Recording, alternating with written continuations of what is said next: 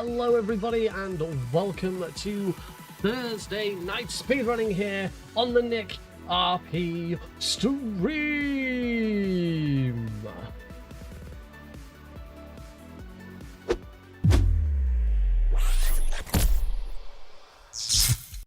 Hello everybody, welcome to the stream. I hope you're all well. Hope you're all having hope you've all been having a lovely day.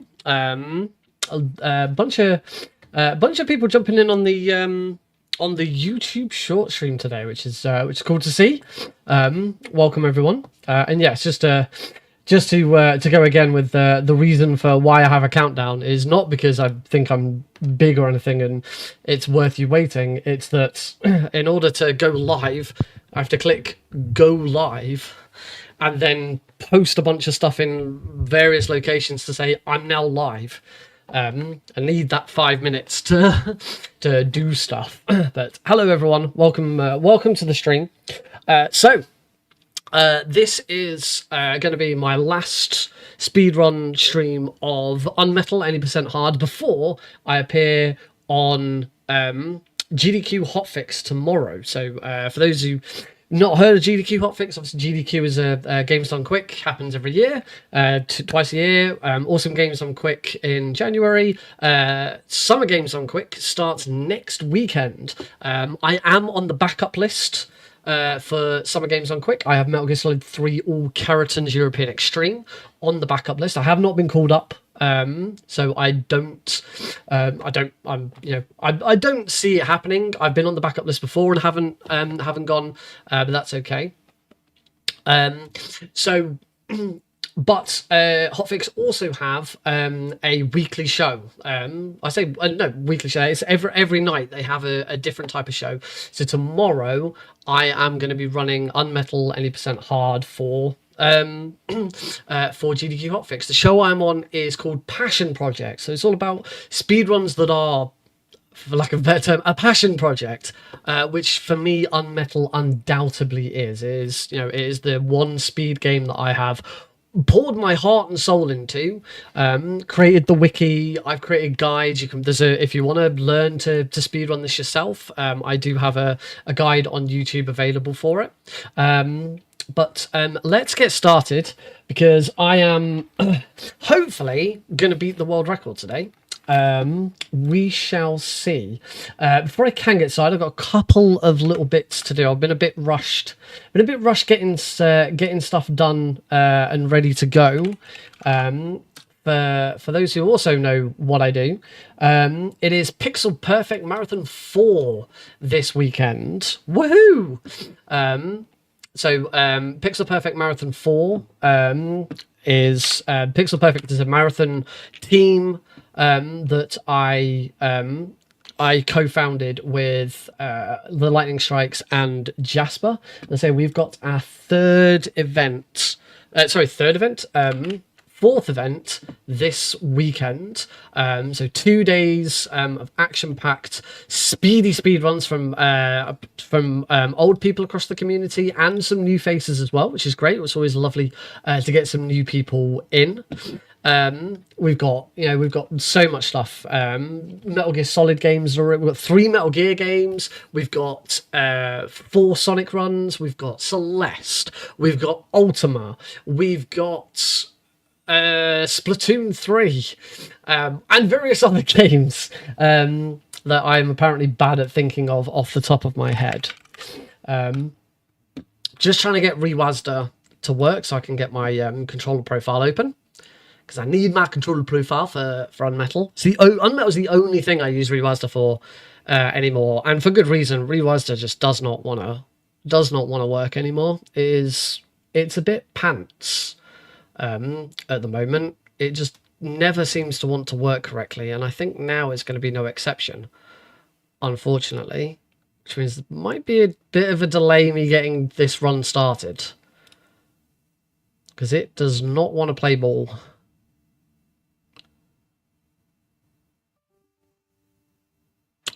Something is preventing Rewazda background agent from functioning correctly.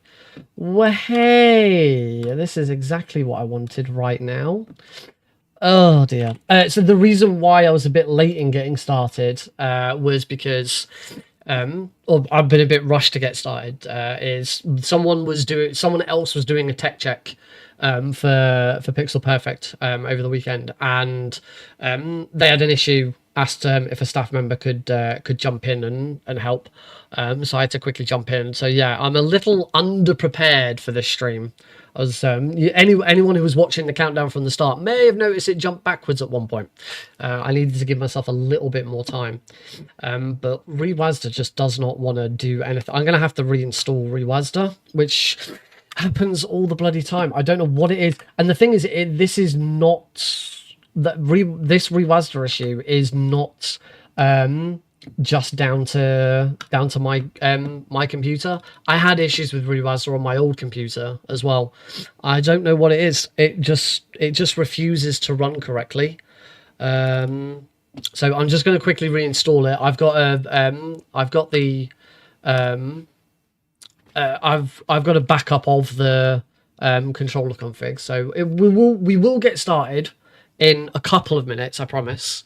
In the meantime, how is everybody? Is everyone having a lovely day?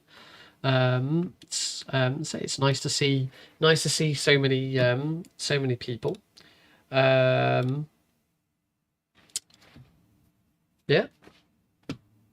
I'm all right. I've had a really nice day with Alex today. We've had a lovely day together.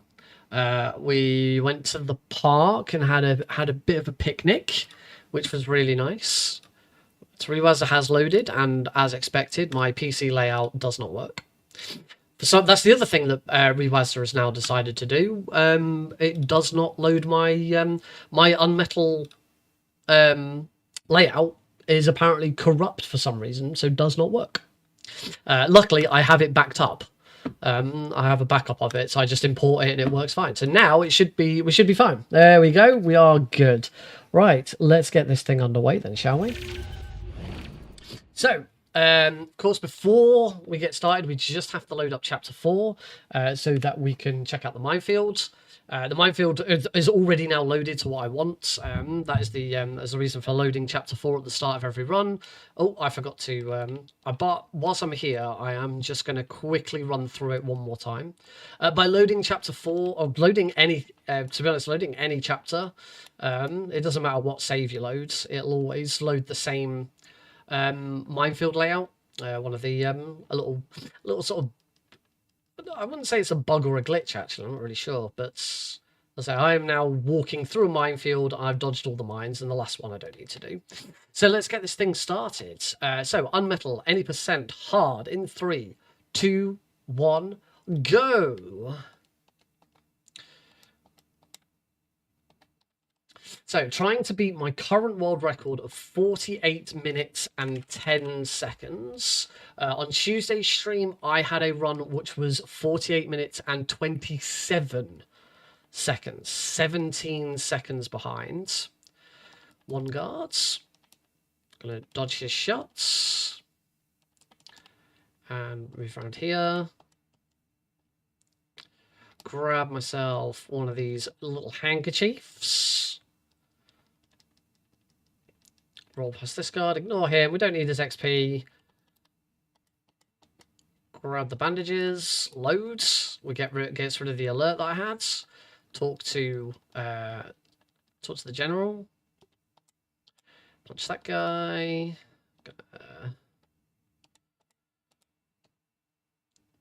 I have been finding that I've been going a little overboard with XP lately. Sometimes the XP that I get really isn't necessary. Ideally, I want to be hitting level 2 before the end of chapter 1, but it doesn't actually make that big a difference. Make sure we craft the radio before picking up before the first line of dialogue comes in. Skips a line of dialogue. There we go. Have a chat with Colonel Harris. I remembered his name now. Colonel Harris. Get the other radio from this guard. Try and avoid the avoid the penny Picking up the coin rather. Well, I say penny, but it's just coin. Picking up that coin does provide a line of dialogue, which we don't want.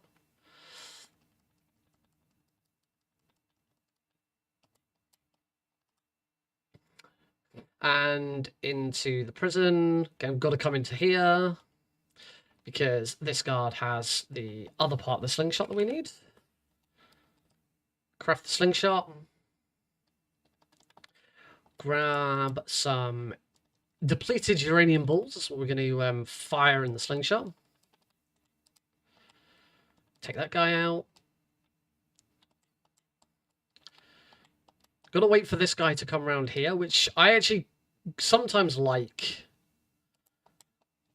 because it means I can get that extra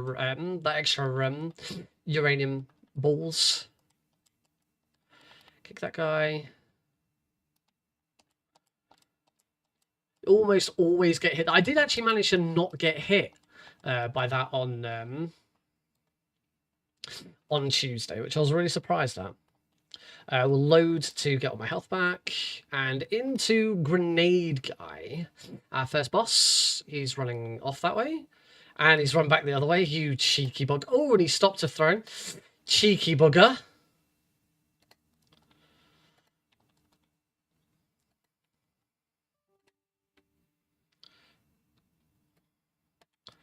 Not a bad Grenade Guy.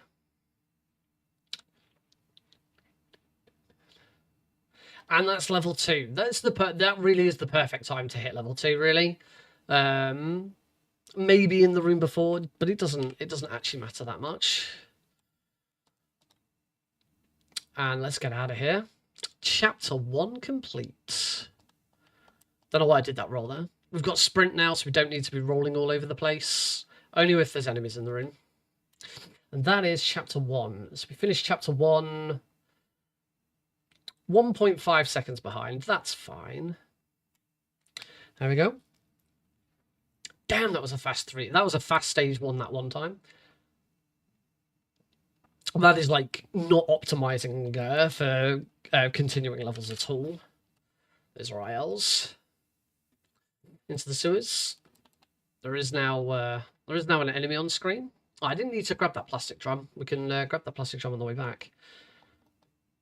And into boss fight number 2. The boss fights come thick and fast at the start. So we're going to fight Sergeant Roscoe. Just punch it over there because he's slightly out of position for me.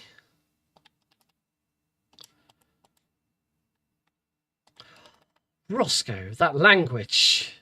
Uncalled for. Damn you. Beautiful fight. Spot on.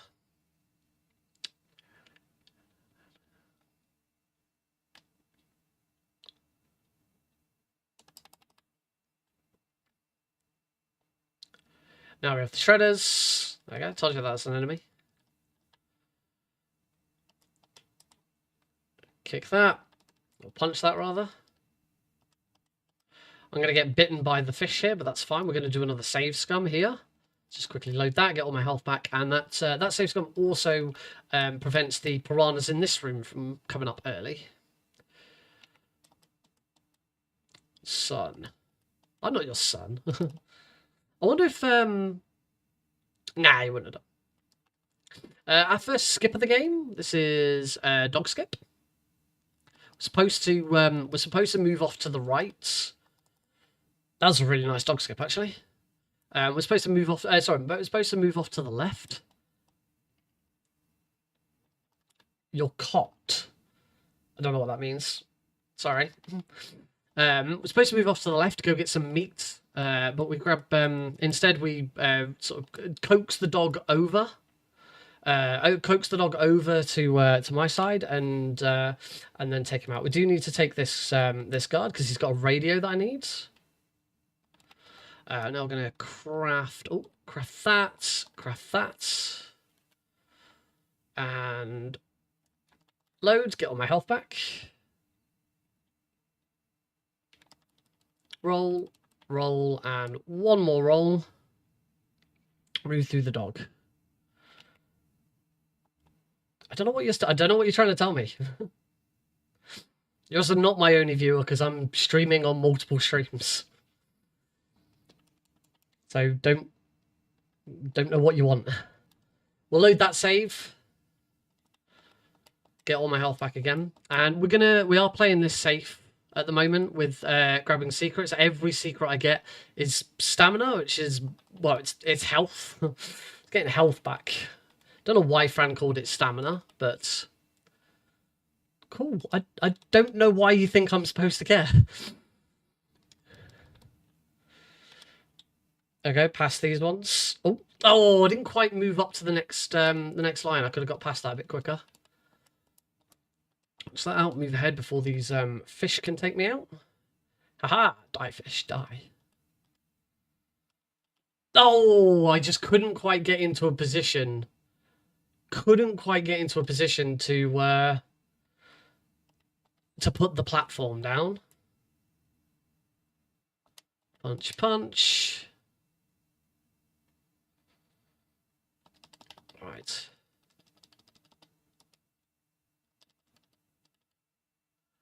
Right, try this again. Slight hiccup.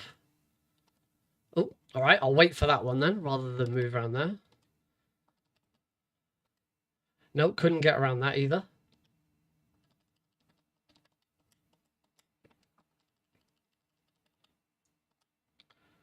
All right, let's not make the same mistake this time. There we go, that's better. Ignore you. Cool. Punch. And now we're an acorn.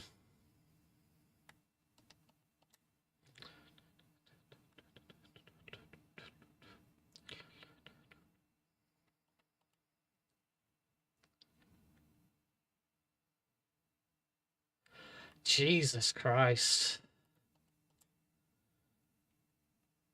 This is just sad.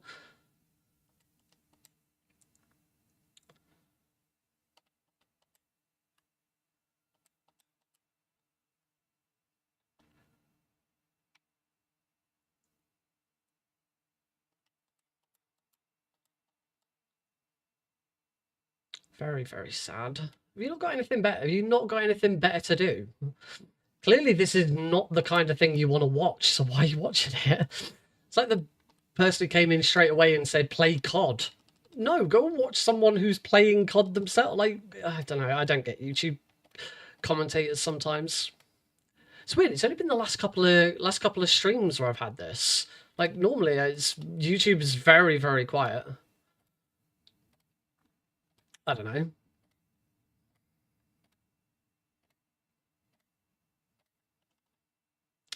Anyway, we'll just ignore it.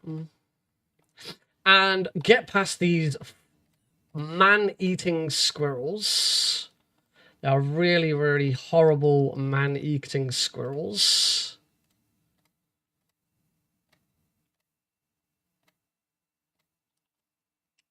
Yeah, gotcha.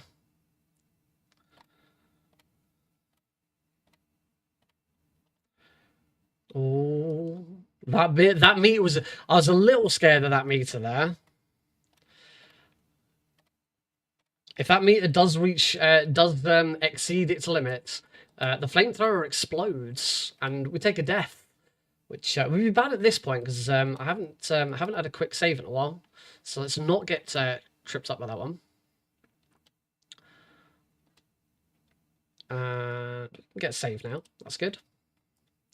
And now we fight our next boss, Sewer Junk.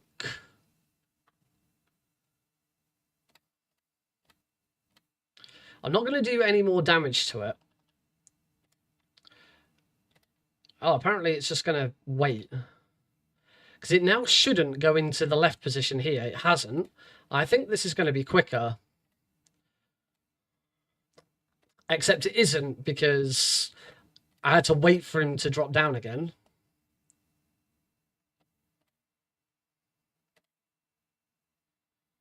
That's like half its health already gone. Having 3 phases of that is so much better.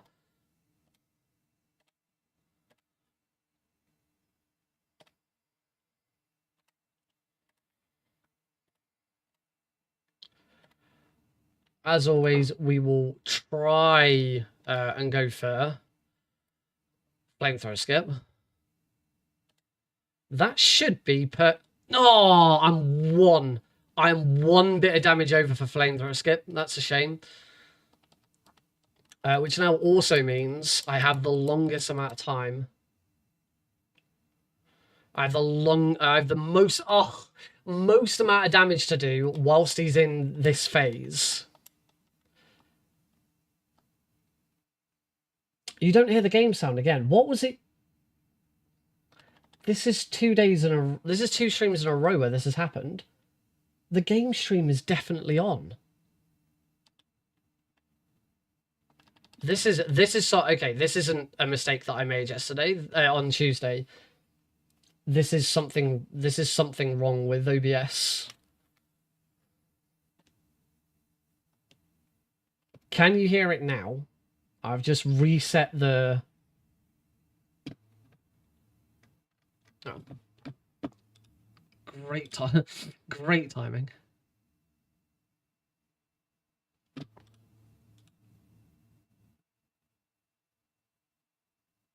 No, you can't.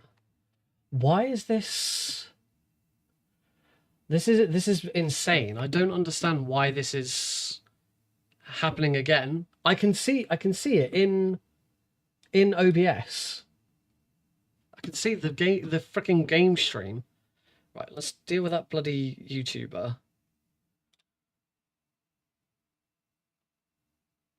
There we go. Right, that's all of his messages gone. Jesus Christ.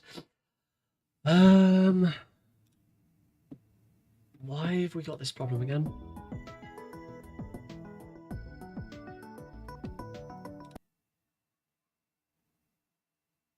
Oh, no, it has fixed now.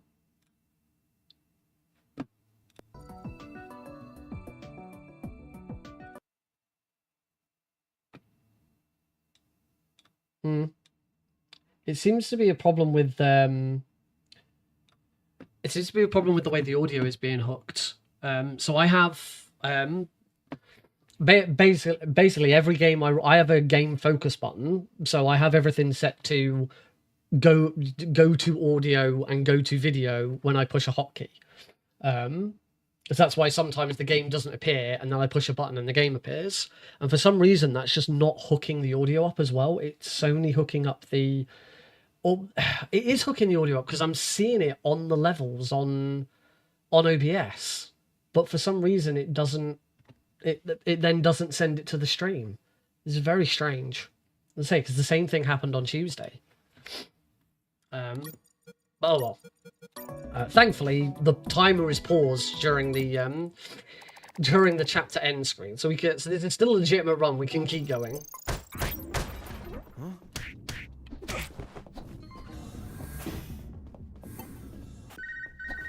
Yeah, if you...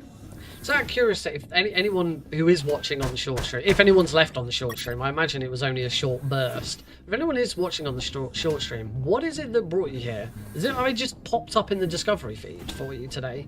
Because, this happened on Tuesday, right at the start of the stream. I got a bunch of short viewers, and then it died off very quickly. So I'm assuming there's something is, like, when I first go live... I don't know why I went to grab that item.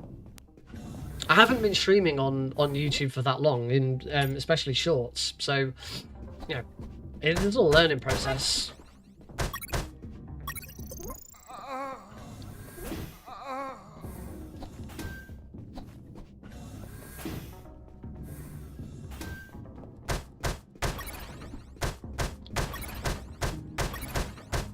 The fact that it's all gone quiet suggests that it's already died down. Very strange.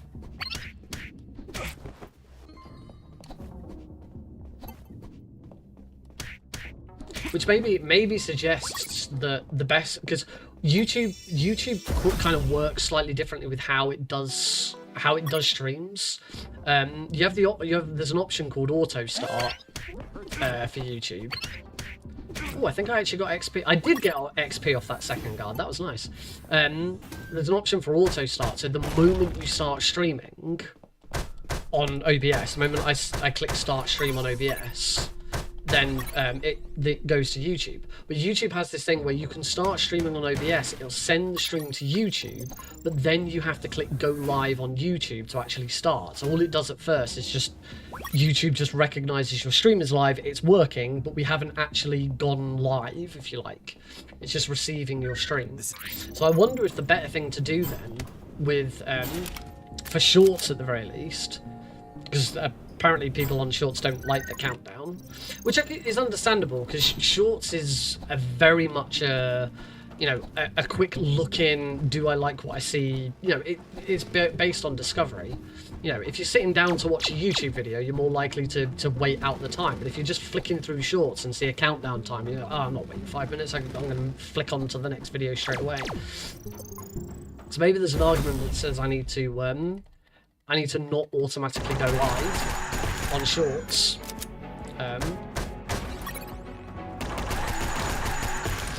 And only go live on shorts once I'm actually close to being ready to go.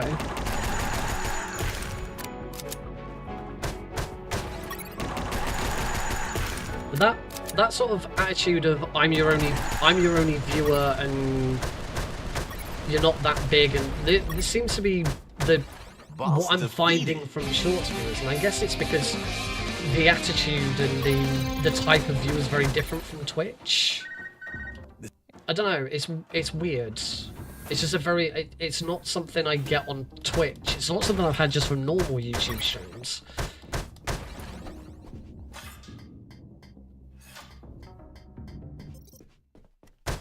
It's probably not worth looking into much. Just a different demographic.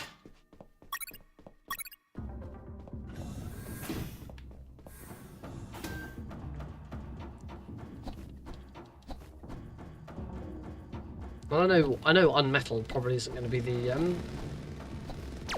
thing to be overly interesting to the masses.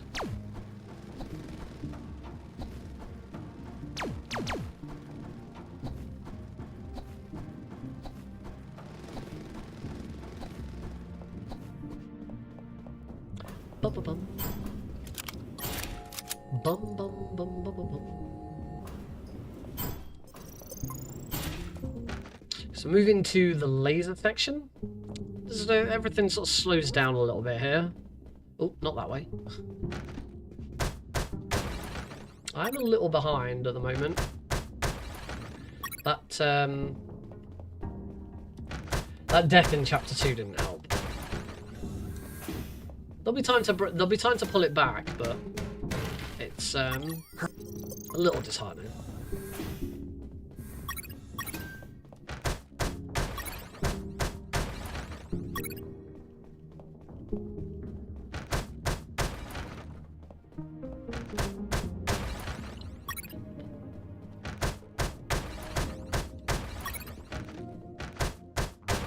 Punchy, punchy, punch. Whoops. God, I couldn't make my mind up as to exactly which battery I was going to say there. Detectors. Detectors is the fastest. Guards is the... actually, guards might be quicker than sheep. Sheep is the easiest. You just move through the sheep, but it's very slow. And, oh, grab the last batteries. That's all 12 batteries. Good. Occasionally I forget a battery. Next item. I wonder what...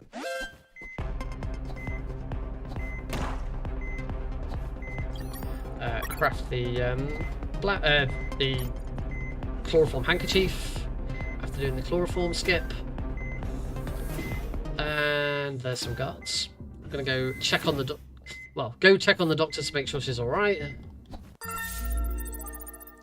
And now hide, because those guards coming back.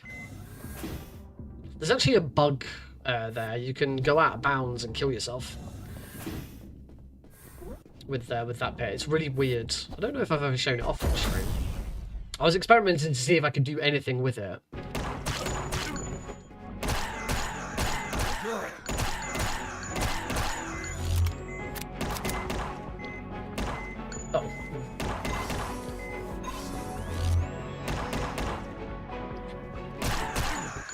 Boss A little bit defeated. slow, that fight, but at least the code's not right up in the top left-hand corner, which has tended to be the case recently. So heal him, grab the card key, and head off. I am actually quite far behind on XP than I would normally be at this point, so I am going to take this guard out. I do like to be level 4 before I hit the minefields.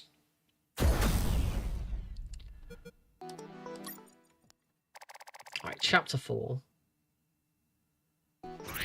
So I'm gonna get one of, probably just the one of these.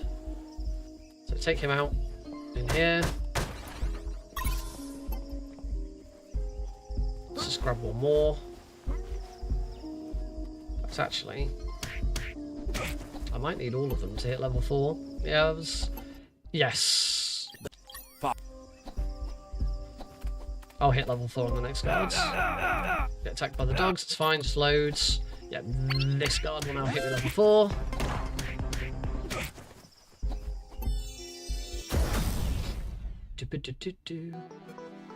Rolling Thunder.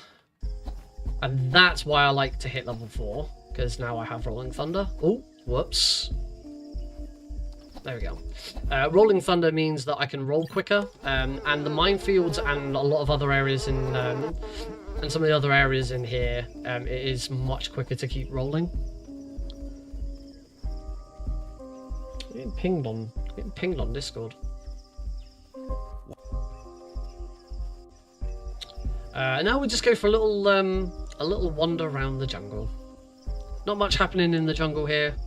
We'll just run backwards and forwards. Hit the furthest screen away from the body. So now I need to hit the screen directly. Actually, 2 screens above me. And back again. And just hitting that screen triggers this next line of dialogue. There we go. Jesse thinks he's found three dead bodies. But he hasn't. It was just the one. And now we have to make sure we don't get lost in the jungle. It's always the same route going through the jungle here, and this is why I like to have Rolling Thunder already. Ow. Oh, I've taken a lot. I've got to be careful here. I could take a death if I'm not careful.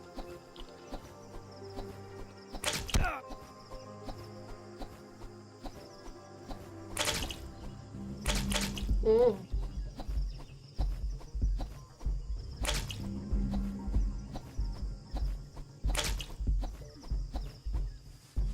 Okay, as there were no enemies on that screen, and oh wow, that was really poor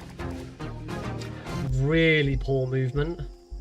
I think, yeah, it's just refine the body, and that's a massive time loss, unfortunately. Just really bad movement and rolling. Should be saving rolls for where I'm near enemies. Oh, again, little rolls like that I shouldn't be taking.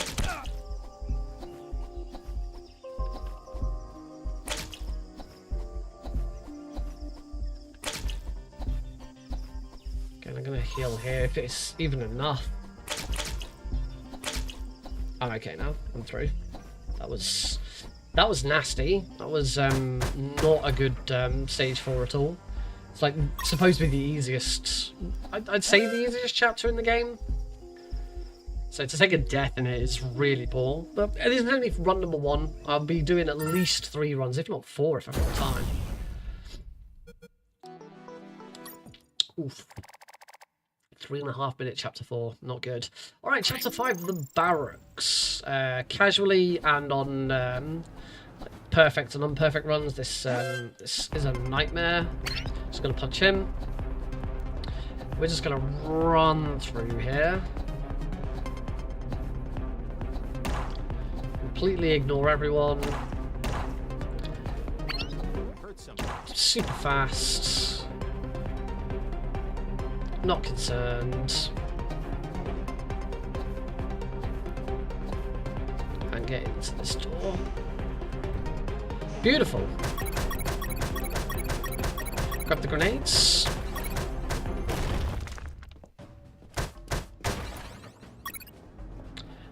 and a bulletproof vest. Bulletproof vest can be very, very helpful, but it is random. It's random, but it can save you at times. And through to machine mic. Something like that.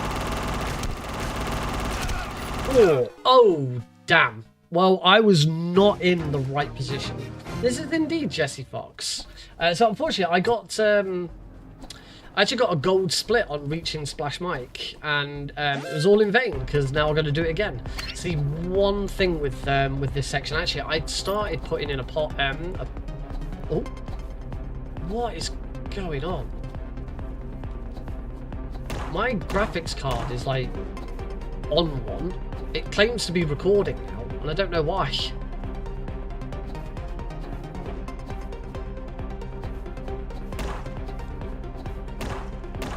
Get here.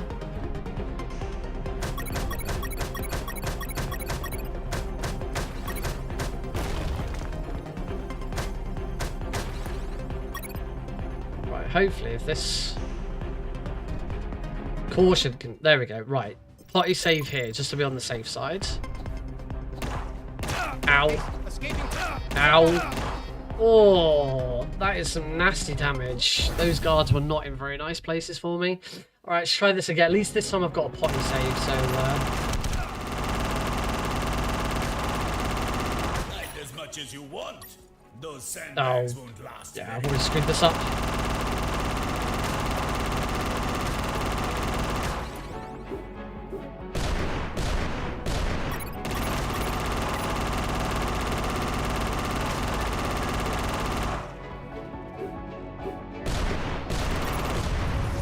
Oh, okay, I'm okay.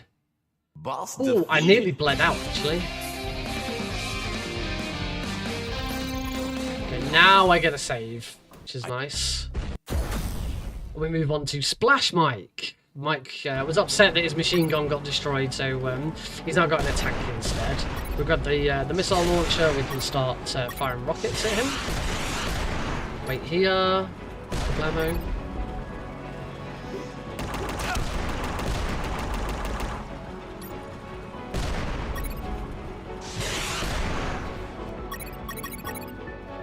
Wait here.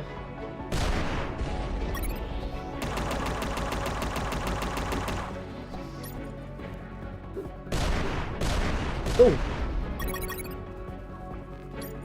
I don't know where the tank's got. Well, I can see roughly where the tank is. I'm just very aware that I am. Yeah, very close to that. Oh, this is a bit tricky. I should heal first. Ah, something. Right, you guys can't see it, but when I'm using the right analogs, it's like shift is being held or something. For some reason, my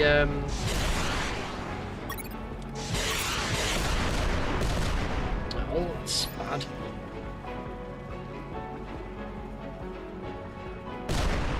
Oh.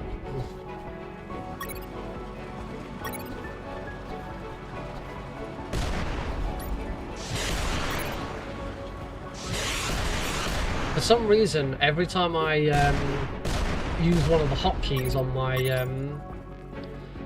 gamepad, I might have fixed it. Yeah, it seems to have fixed it now. It was like telling my it was telling my graphics card to like start logging and capturing streams and stuff. I don't know. It seems to have stopped doing it now, so I'm guessing like something thought like the oh god, I picked that up. Oh, just thrown a grenade at the tank.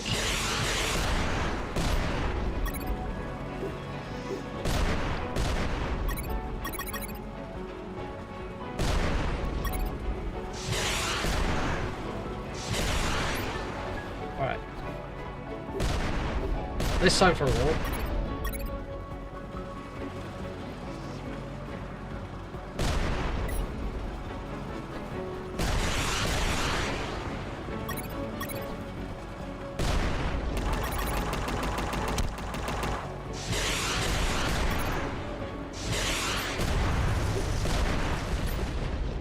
Boss defeated. That was nasty. I've unfortunately only got one rocket as well, which I really could do with 2 rockets ahead of the next time I'm going to need rockets. That was an awful stage 5. Absolutely atrocious. I've come out with very little ammo. You're supposed to have a lot more ammo, so I'm going to have to, when we get to chapter 7, I'm going to have to do a bit of a safety thing.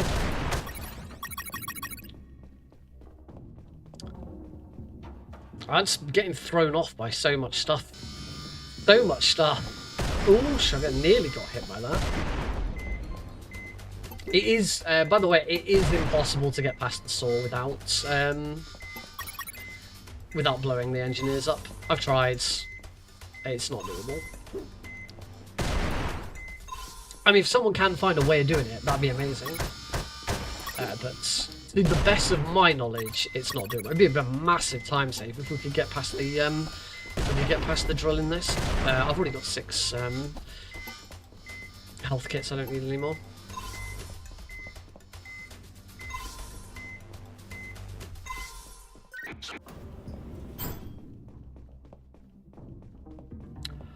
Oh my God. Oh, it's so warm as well. Right, no more calling Colonel Harris. Jess even says that was the last time I would speak to Harris, or something along those lines. I only have one grenade, as usual. Yeah, that was... Not only was that a really bad machine mic... splash mic fight, because I, like, died 3 times. It was also a really bad splash mic because I just didn't do what I needed to do. I didn't pick up the ammo that I needed to pick up. The route was all wrong. I still don't know for hard what the exact ideal route is for splash mic. Like, which bits do you go for? Which bits do you not go for? I do seem to make it up or change it every time I do it.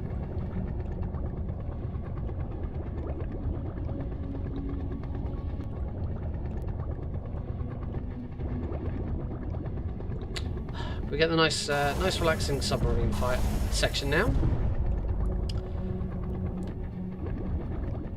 Thread the needle with that. Oh, I didn't quite do it. Hopefully that's got it. Yep. Playing it safe still, grabbing the secret.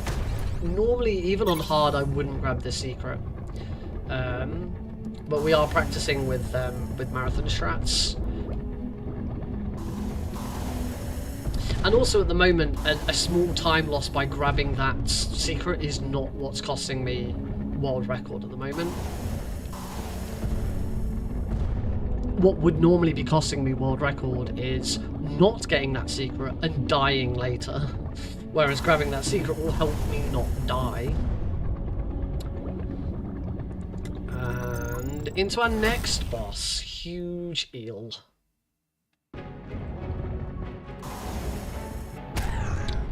Shoot a missile as it approaches.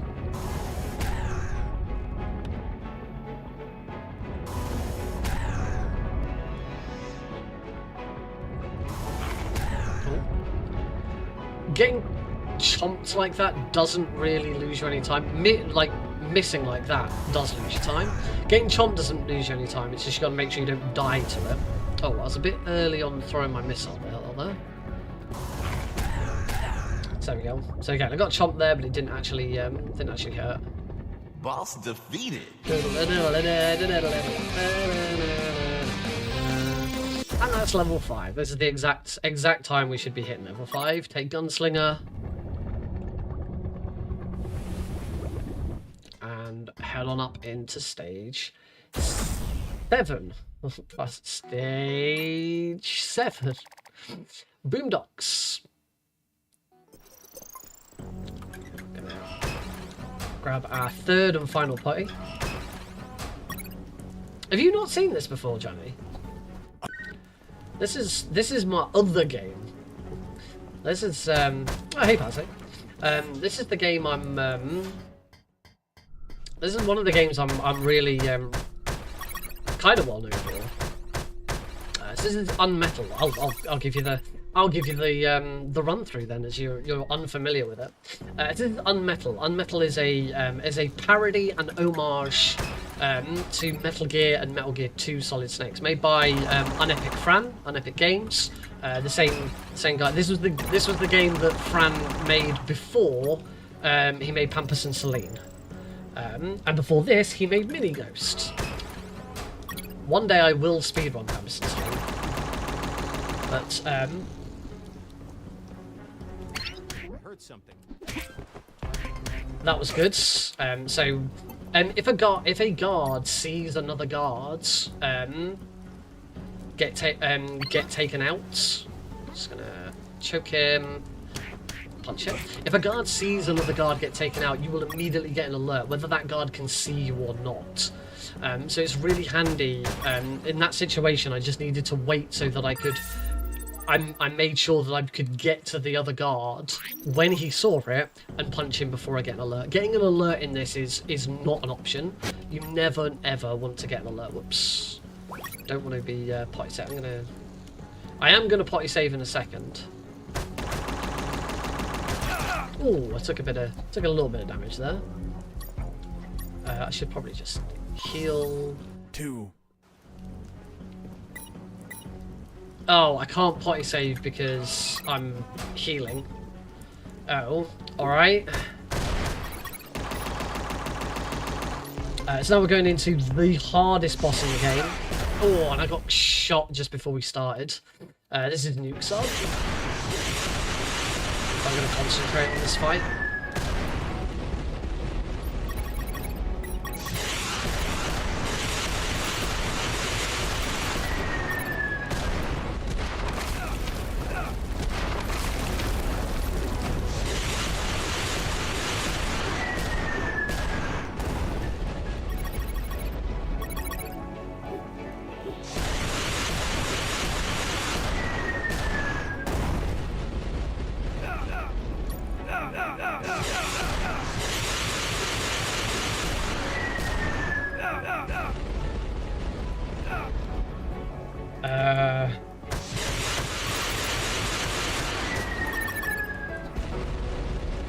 No. Bad. All the way, and this is why I wanted to use a potty earlier, because now I'm all the way back to the SS Vélez. This is why I really didn't want to get punched.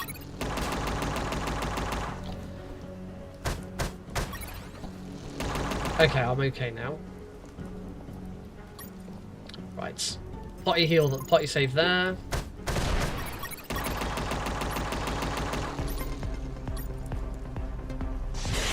So we fire a rocket there. You can see that the rocket's on the screen here, and it's just a cheeky double rocket hit nice and early. Oh, I was a little slow there with throwing my grenades. You should be able to throw 4 grenades. Should be able to throw 4 grenades.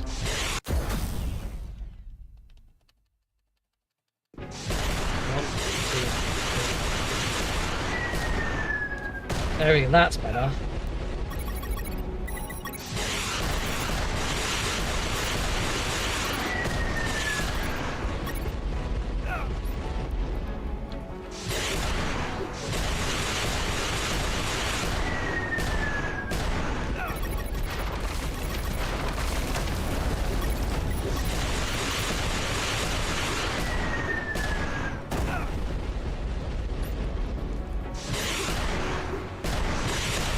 That's much better. That was actually a really clean. That was actually a really clean fight in the end. Boss defeated. Took me several attempts, but as that was a really clean fight. Just gonna make sure I don't get shot by him. Grab this gasoline. I'm okay for. Should be okay though. There's this. Oh, that wasn't a load. Oh. Tried to save scum there and made a right meal of it.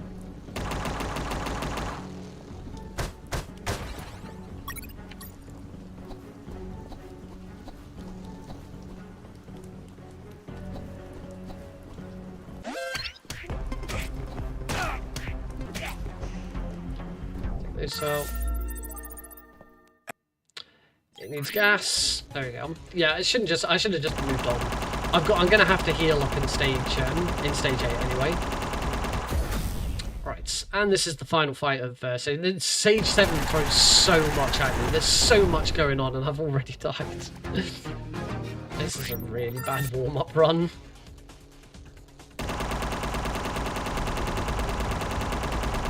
Try this again, shall we? So we start hitting Black Thunder. I moved over a little too early there, so I missed a couple of shots. Black... Oh, wow. That sharp turn. Black Thunder always moves in the same position. It's the river. The river changes. Just gonna... Oh, wow. It's not with it. I think I can hear Alex crying. Unfortunately, Heidi's out. So when I've beaten Black Thunder and we take a break for the stage, I'm just going to double check. Certainly hear a noise coming from the building.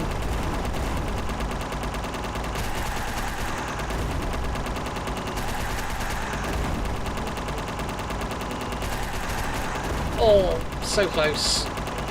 There we go. Right, I will be back in just a moment. Boss defeated.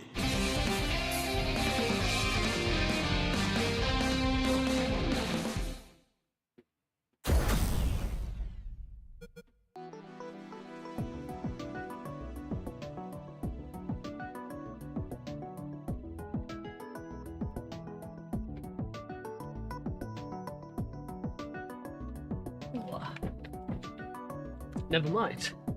Not only is Heidi already home, but it was not Alex crying, it was the baby next door. So I'm good. I'm not good. We're 8.5 minutes behind world record, and I'm hoping to beat world record today. This is why we do warm-up runs. Hi, Hayden Hunter. Welcome to the stream. So moving into this stage, we're going to load a save there. Loading that save resets the cycles of every camera in the building coming up. So they're going to be on the perfect cycle for me. Very, very useful trick. Got to grab some string because we're going to craft. We're going to grab some scare guards. They're like scarecrows, but they're scare guard. Except no, because scarecrows you're scaring the. We're not going to use them to scare any guards. We're using them to trick the cameras. So I don't know. They're not scaring anyone. I don't know. Little statue, little guard, like fake guards. They're not scarecrows at all. Actually, what does the game call them? So we take the uniforms and guard clone. They're called guard clones. Let's move to here.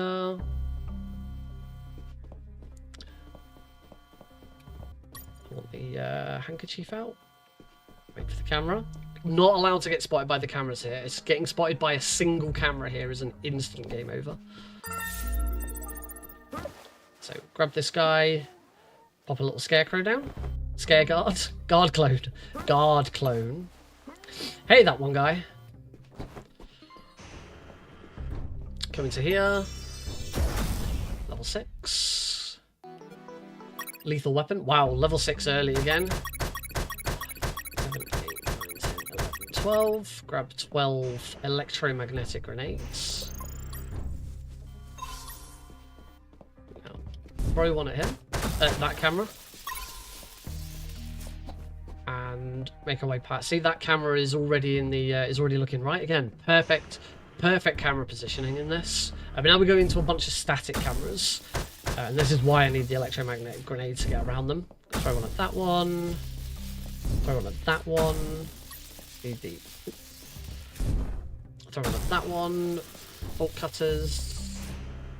Throw one at that one. Throw one at that one. Throw one at that one. I did just clip that. Ooh, that's close. I have to inspect this pizza. Make sure that it is pizza. throw in at that one. And throw another one. Combine the pizza with the fire extinguisher. So the fire extinguisher makes it look like a smoking hot pizza. Because we investigated the pizza, we know that it's pepperoni. So we know that the guard on the other side of this door likes pepperoni pizza and thinks we are delivering him a pizza. This is UnMetal.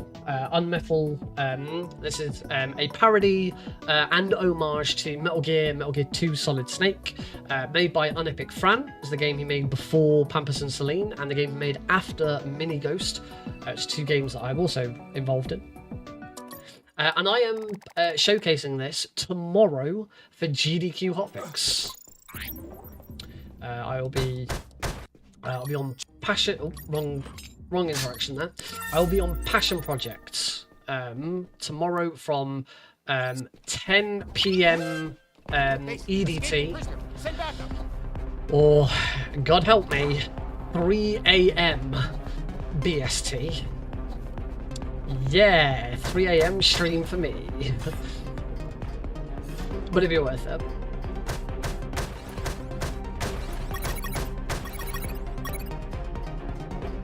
Right, I have 8 grenades. I don't need any more grenades. Get past that Scandinavian guards. Scandinavian guards. 12.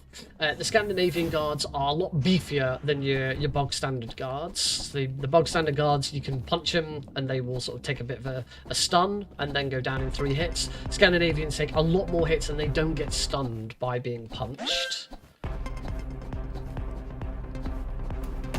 Ow. Oh crap, I'm going the wrong way. That's down. Cool. Escaping prisoner. Send backup. Right, just gonna do a load there. Get all our health back. Summarize. We're gonna heal this scientist that we accidentally knocked out. I'm gonna refresh all of my potties now by taking a quick save. You save at toilets, and these potties that we've got are portable save points. I'm going to use one now, and now we are going to prepare for the biggest skip of the game. This is the red room skip. So the red room, as you can see, is very red, and I'm taking damage constantly. It's filled with radiation. Oh, that was lucky. That was very fortunate. I can use the blood bag that I grabbed a second ago. I'm dead. I need to just load a potty.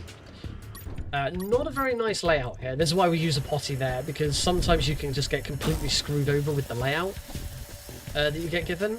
For some reason, it should always be the same, but I seem to have a slightly different position of the robots.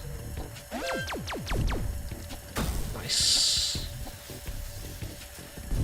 So casually, to get through this room, you're supposed to go left. After that scientist that I healed, you're supposed to go left. And you go through about 4 or 5 screens to grab a radiation suit. And whilst wearing the radiation suit, you take no damage from the radiation. The blood bag is a secret. There's only one of them in the game. And the way the blood bag works, every health kit in the game doesn't give you an instant and static heal.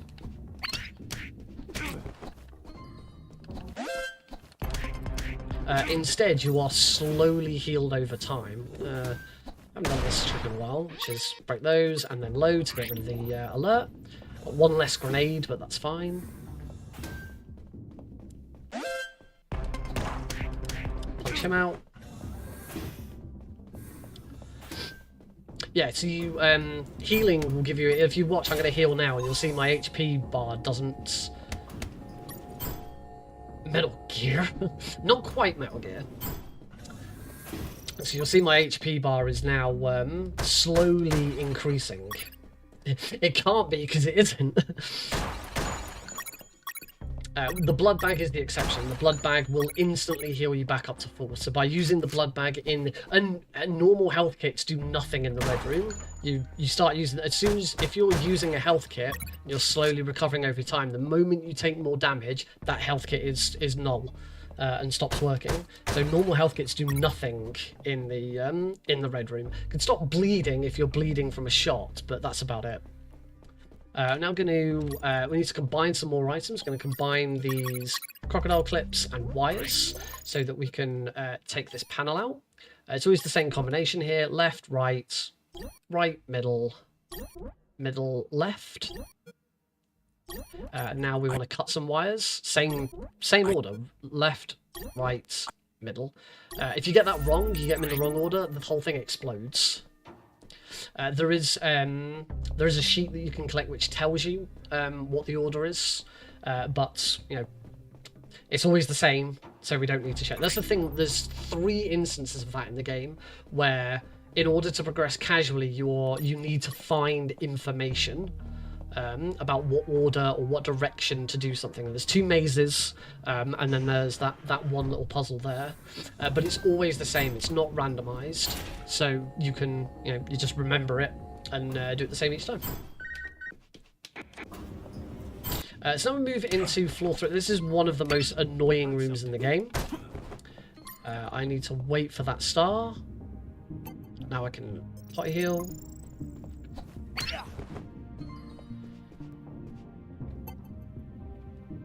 I don't know what's going to happen here. I need to take this guard out, but I'm not sure what he's doing. He's not noticed. Quick, reach him. I heard something. Mike! Gotcha. Nice. So the Japanese guards here, they are a lot weaker than normal guards. They go down in 1 hit every time. The difference with them, though, is they will call an alert in instantly. I'm gonna try this. By just standing here, I punch every single Japanese guard who enters the screen. I can't progress because there's 1 Japanese guard left. And there we go, and the doors are locked. So I can use final potty there and go into the next boss. So when you get to that point, sometimes it's worth just taking the alert. There we go, that's a very, very quick boss fight against Sakuma Takahashi. And you can see how much health I've got left. That is the reason, folks, that is the reason we get so many secrets throughout this run, so that we can do that fight that quickly. And also, the more secrets you have, the more health you have, and the safer the rest of the run is. So I will not be changing the number of secrets I get anytime soon. Yeah, the Japanese guards, as you saw, they go down in 1 hit instead of 3, but also they can they see a 180-degree angle instead of like a 90-degree angle in front of, instead of a cone in front of them, they see directly left and right as well. I'm going to the wrong floor again, which give me a bit more time to heal, I suppose, but wasn't quite over that button. Rorschach there using the Nick as Jesse Fox emote. Haven't decided whether I'm wearing my costume tomorrow. So I have a Jesse Fox cosplay. If you want to see an example of it, go check out UnMetal on speedrun.com and go and check out the category extensions. The game logo for category extensions is identical to the game's normal box art, but instead of Jesse Fox being there, it's me dressed as Jesse Fox. So now we go into the second maze. I said there were 2 mazes in the run. This is the other one. So there is again, there are instructions on how to get through here, but it's the same every time. We just got to make sure don't get hit by any ghosts. Or try not to. I actually do want to get hit by at least 1 ghost so that I can take some damage and use up a health kit.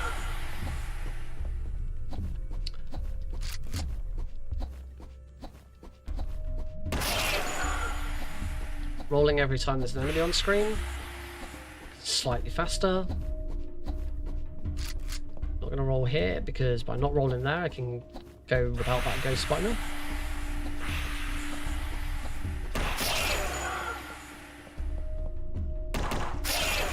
A little bit quicker to do that. You don't want to shoot too many ghosts because you use up ammo here very, very quickly. It's also very important that I'm level 6. You need to be level 6 for the for the fight against Sakuma Takashi, because otherwise you won't do enough damage. But also, if you don't have the Gunslinger, which is where not Gunslinger, lethal damage, where your pistol is, I think it's 60% more damage.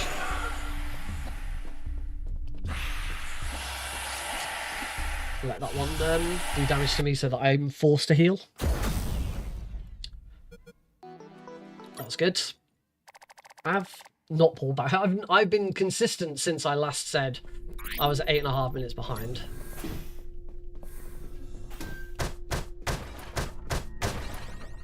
Grab the C1. So we're going to craft a time bomb here in order to lay a trap for General X.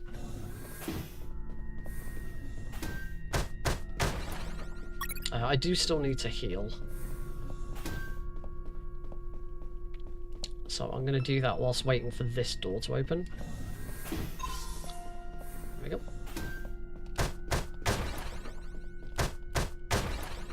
So that's our 4 lots of C4. Sorry, 4 lots of C1, which allows me to create C4. We're going to place that C4 on this oil tank. We attached a watch to it as a timer. Meet up with General X. It goes off and takes out everyone in the room. And we can make our way over to the final boss. We've got a mandatory alert here. It's going to stand on the edge of the screen. Take the guards out. We have to leave with the general, with Colonel Harris. Not allowed to leave without him, so we have to carry him through.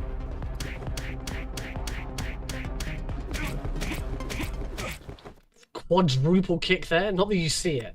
All happens off screen.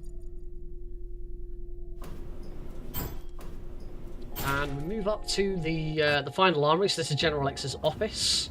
The little desk on the book, book on the desk there is actually an art book, which goes through some of the bits of the game. Grab these rockets, about 4 packs of these, and I know that I already have 7 grenades, so I don't need to. I don't need any grenades from that one. Grab General. We got up to the final boss, final room of the game. The boss is done in 3 stages. Normal Human said Metal Gear. It can't be. There is going to be something that looks suspiciously like a Metal Gear, but it's not a Metal Gear. And you're right, it can't be. It isn't. It can't be because it isn't. So first stage is shooting some of these drones. One more wave of drones. Yep, last wave of drones. Here's our mech tank.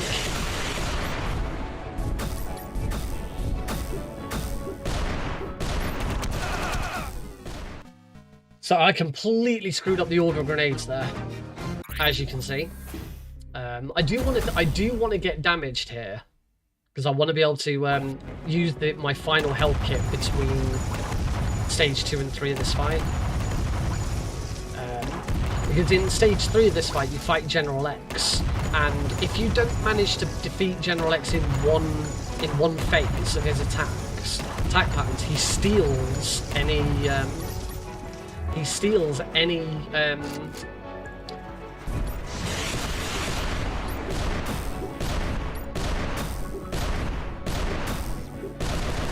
He steals any health kits you've got there. I've still got a health kit. So he's going to steal that health kit if I can't beat him in one go. Metal Gear. Luckily, I beat him in one phase. So he doesn't get to steal my health kit. There we go. That is the run complete. 9 minutes behind. This is done yesterday. Tuesday stream. My second practice run, I was 11 minutes behind world record. My third practice run, I was 17 seconds behind world record. And now today's first practice run, I'm back to 9 minutes behind world record. It's crazy times. Absolutely crazy.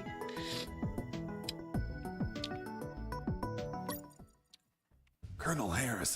We get a little epilogue. I'm going to convince Colonel Harris that I should pilot the I should pilot the helicopter into being gunned down. We convince him by punching him in the face. That's just a little epilogue. It doesn't count towards the time. The timer stops when we beat the final boss. Oh, so there we go. One practice run done. I think I got a single... There we go. Reach machine gun Mike. A single gold split, which was then completely undone because I died. Convincing the Colonel is still funny. The writing... This is the one thing that you really lose from the speedrun of this is the writing is hilarious. This is a very, very funny game. And you, as I say, you completely lose that in the speedrun.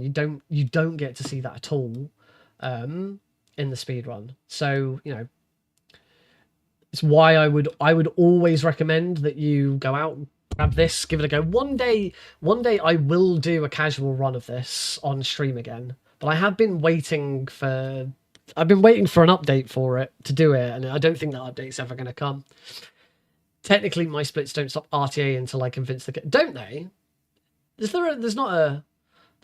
you not use the auto splitter? Because there's not a split for that, is there? I actually don't know. There might be. What if there is? Oh, there is. I didn't realise there was a split for convince Harris. Yeah, so I think that's because convincing Harris used to be the end of the run. That used to be when the IGT stopped. But then but then Fran changed it so that time ended on the fight, because technically that score screen is that's where it adds everything up. So it was kind of weird that there's this sort of epilogue afterwards. Yeah, I suppose actually for RTA that wouldn't be difficult to just add that. I mean, I don't show RTA on here anyway. I only show IGT. Right.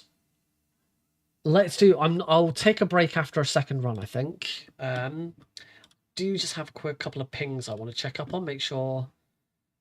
Cool. Nothing that I have to worry about. So just before I start again, then couple of notes. It is Pixel Perfect Marathon this weekend. You can check us out at https://twitch.tv/Pixel Perfect Events. There you go. It's Pixel Perfect Events is a speedrun marathon team. We're dedicated to putting on all sorts of online events. We are having our 4th marathon this weekend, Pixel Perfect Marathon 4. We've got a load of great games and runners. We've got a bunch of runners from our existing community joining in, and we've got a bunch of new runners as well. So it's going to be great. We've got all sorts of different games. There's 3 Metal Gears, and I think that's the most amount of Metal Gears we've had in a marathon, actually. We did Path to Affiliate, which was a series we did across multiple days. We had 3 Metal Gear runs back to back, but that wasn't a full marathon. So yeah, we've got Metal Gear Solid 4 on Saturday, then we've got Metal Gear 2 and Metal Gear Solid 2 both on Sunday. They're back to back. Metal Gear. And you'll have the pleasure of listening to me commentate Caro's Metal Gear Solid 2 run on Sunday morning. So Sunday afternoon. We kick off at I think it's 12 p.m. Central European time on both days. We are hoping one day that we'll have enough runs and we'll have enough volunteers to do slightly longer, go all the way overnight. Although I understand there's a lot of marathons that have previously ran over 24 hours and now starting to cut it out. I think ESA did. ESA used to run overnight, and now they don't. They've stopped running over. I mean, at the rate they're going, they're not going to be running at all for ESA summer. Yeah, I understand ESA stopped running overnight, so maybe we don't even want to get into running overnight. We just want to try and get. Yeah, it's when it's live like that. It's difficult because you need the volunteers, but you know, no one. If Pixel Perfect ever did a live event, we would never do a live event over 24 hours. We need a break. And and there's only 3 of us in the staff team. We have a bunch of volunteers who've been absolutely fantastic so far, but all of our volunteers tend to be on an event basis. We bring in volunteers at the start of the event, and then at the end of the event we always say that they are very welcome to stick around, and we do have some community volunteer positions for helping us out behind the scenes throughout the year, so with things like graphics and art and music and stuff like that. But it's not really worked yet. We've had a couple of people who've joined in, but then we haven't really given that. It's been a bit of both. We haven't given them enough to do, or sort of said, and had a bit of a structure on what to do with them. And also they haven't really stepped up and said, right, I want to do this, or I want to do that. How can I help? But it is very evident to me that going forwards, Pixel Perfect needs more than 3 full, permanent people in it, because I've done so much for this marathon. It's crazy. Like the amount of organization I've done for it is insane. That's not to say that Jasper and Lighty haven't done stuff, but they have very specific jobs on the tech side to do, and I've kind of taken on everything else to let them deal with the tech. And we're all busy. We knew going into Pixel Perfect Marathon 4 that it was going to be our busiest time in our lives. Jasper's got a lot of work. Lighty's has had a job since the last marathon, and has also moved house. And is decorating and getting her flat set up. My wife has had a baby. I was about to say I've had a baby. My wife has had a baby, so Alex has to be a priority for me. Luckily, over these last few weeks, I've been on paternity leave. We're on the last little stretch of paternity leave. I'm about to finish week 3 of 7, so I've got 4 more weeks of paternity leave. Then I'm back at work. Heidi's off work because it's school holidays, and then September we both go back to work, and Alex goes into nursery. So that's going to be scary. So I've had a little more time to be able to do some stuff, and I haven't had a lot of commitments elsewhere outside of marathon. Like June's been crazy for marathons for me, and just adding in UnMetal tomorrow at 3 a.m. well, technically Saturday at 3 a.m. for me, is just insane. I don't know why I've done this to myself, but I have. So in order to prepare for that, we need to do another run. So let's get straight on with it. We don't need to mess around. Don't need to change any settings, load anything, or anything like that. We can get straight into it. Start new game on hard in 3, 2, 1, go. So if you've not seen UnMetal before, you are going to get a very fast tour through it. Every bit of dialogue, every cutscene can be skipped very, very quickly. So you really do miss the story and all of the comedy. It is a very, very funny game, very, very well written. Let's say pays homage and parodies Metal Gear, but also other action games and action movies as well. There's a lot of references. Whenever I level up, and I'm gonna take an upgrade. Keep an eye on the names of the upgrades, because a lot of them are references to films and other games. Like for example, the final upgrade I get at level 6 to deal more damage with the pistol is called Lethal Weapon, which of course is a direct reference to the film Lethal Weapon.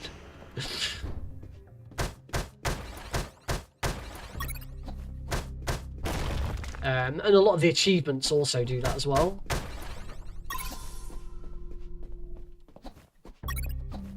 It's a game built with a lot of love. There's so much love and dedication behind this game, and it's the thing that really attracted the story and the comedy of it really attracted me in the first place. And then I just got I got pretty good at the speed run and never looked back. It's kind of funny to me that I've got a long time viewer in Johnny Not Sasaki who's never seen this game before. It's like the game I have speedrun the most, spent the most amount of time on. I am the self-proclaimed world's greatest. Can I get through there without him seeing me? That's fine. I won't get his XP. I'm going to be a little behind on XP, actually. Yes, I am the self-proclaimed world's greatest... oh, made a bit of a mess of that. World's greatest unmetal player. No one is yet to challenge me on that. Although Braccon's getting close. Braccon's getting there. Oh, that was nice to get his XP because I was a little behind on XP. Get his. Yeah, I might not hit level 2 in this stage now. Closet, Private. It's water, sir. Don't lie to me. This is water. Don't worry about taking damage there. I'm going to use a trick. We use the save scum trick again. Whenever you save scum whilst bleeding out, you immediately heal back to whatever health you had. Again, just lazy. Then do it.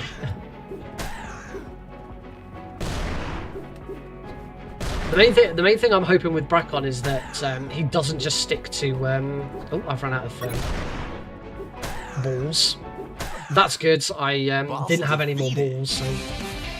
Yeah, I'm hoping Braccon doesn't just stick to easy. Unless anyone has done it and hasn't ever submitted, I am still the only person to have ever submitted a hard or medium run. The slight exception is on the category extensions. I think it's Green's Edge Saber. Could be wrong there. Oops, need to craft that. There we go. I think it was Green's Edge Saber. It might have been someone else. Did submit an all achievements run. Which I have since beaten. I also run all achievements, but that run has to be done on hard. You have to do an all achievements run on hard because one of the achievements is to beat the game on hard. And you could run through the entire game on easy, get all the achievements done except for that one, and then play again on hard. But no, that's obviously very, very slow. Next boss, just gonna punch that there, which was nice. It also gave me the broke the box for the health pack.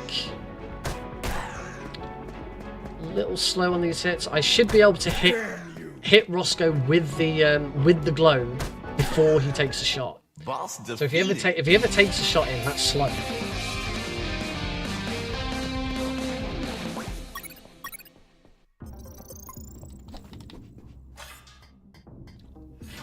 Glenn has proved himself on one specific occasion, though. Glenn does hold the world record on a single IL that I just cannot beat. We talk about this occasionally. It's stage 1. Stage 1, unperfect and perfect.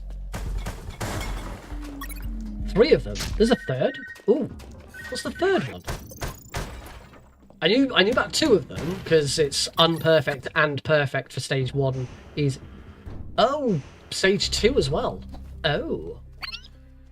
I probably had seen that before. It's just been a while since I've looked. And it was the stage 1 that I tried to... Oh, that was a really good dog skip. I took barely any damage there. In fact, I almost got off the screen before the dog even hit me.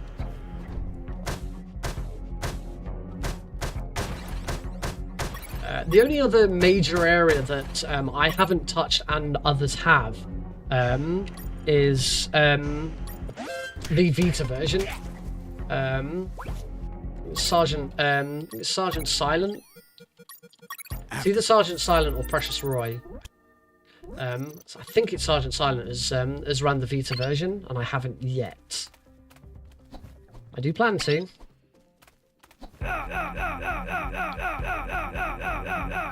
The Vita version came out first, and as such is a very unpolished version of this game, and much more difficult as a result.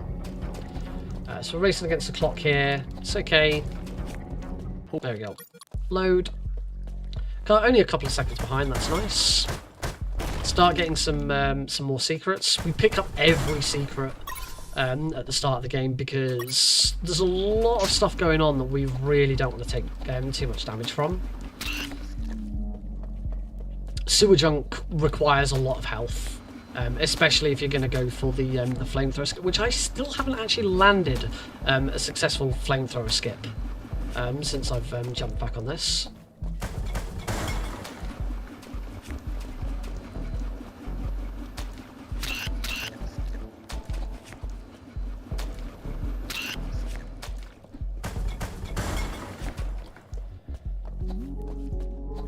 That was nice. It was a really nice set of movement through that section.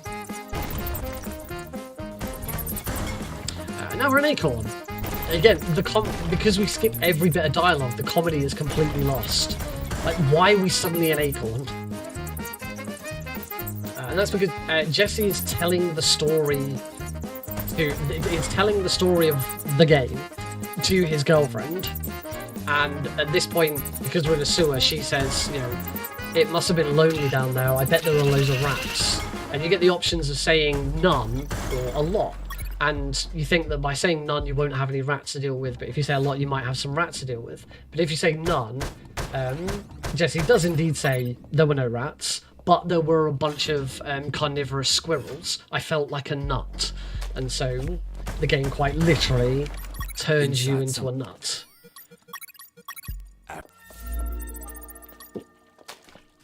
That's why I don't do that. Technically, yeah, there are no rats. Just really, really hungry carnivorous squirrels. And here they come again.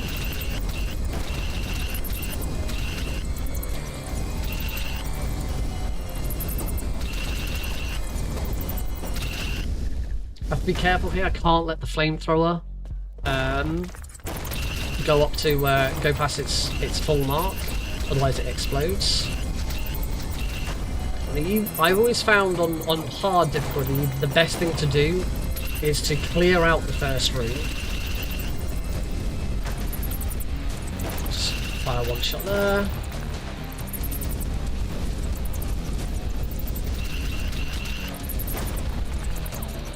Very, very catchy with the oh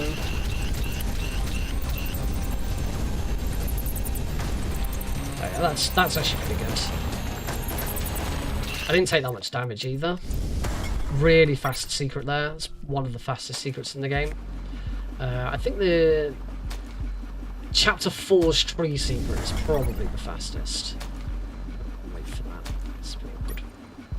All right, into one of the nastiest bosses in the game. Sewer junk is not very fun.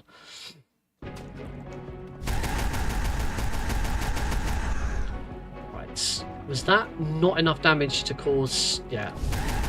I needed to do just slightly less damage to him there. Heal up.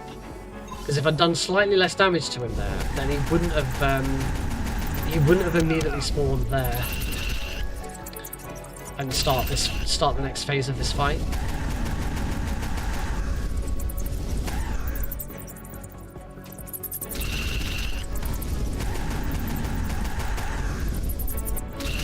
Careful of the flamethrower here.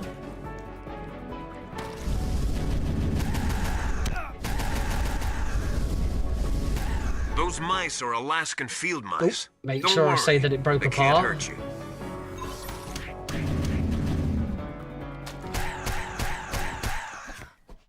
Brilliant for a fight that still hasn't had flamethrower skip. To be honest, I really wasn't paying attention on Sewer Junk's health there for flamethrower skip. But for a non-flamethrower skip fight, that was actually pretty good. In fact, you can see that that fight was only... Oh, you can't see it now because the time's already moved on. That was less than a fifth of a second slower than my best. So that was really nice. We were nicely ahead on time.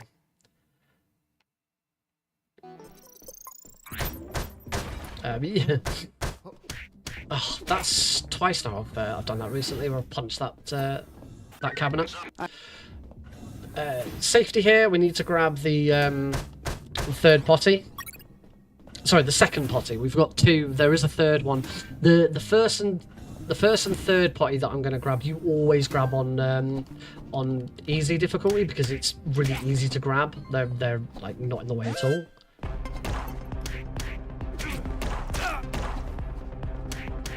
That's fine. That's not a problem. Because we're going to get healed here anyway. We stab ourselves in the chest. And make our way out of here. So the whole thing with Jesse stabbing himself in the chest is that he goes into the doctor's office. The doctor thinks he is an enemy. So the doctor is hostile towards him. But by stabbing himself in the chest, it means he needs medical aid, and because of the doctor's Hippocratic oath, she is now obliged to help him. That's level 3. It's going to level up, and we are going to grab healing. Apply bandages and first aid kits twice as fast.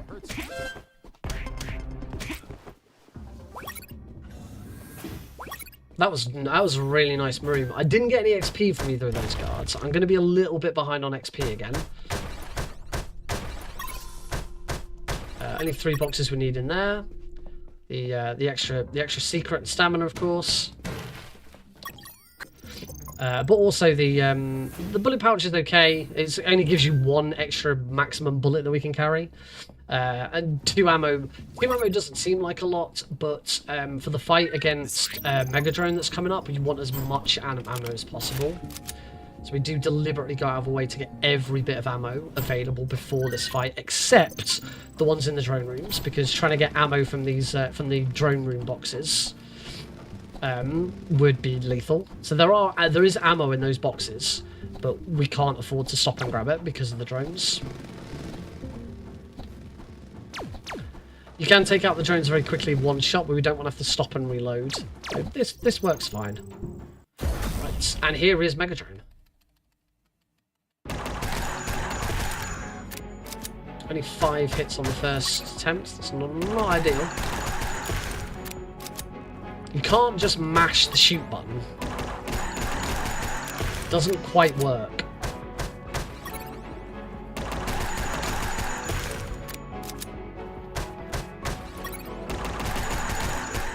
That was a much better round.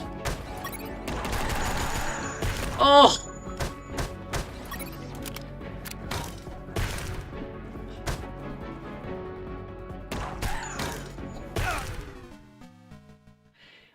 Just, yeah, all sorts of issues there. That was horrible.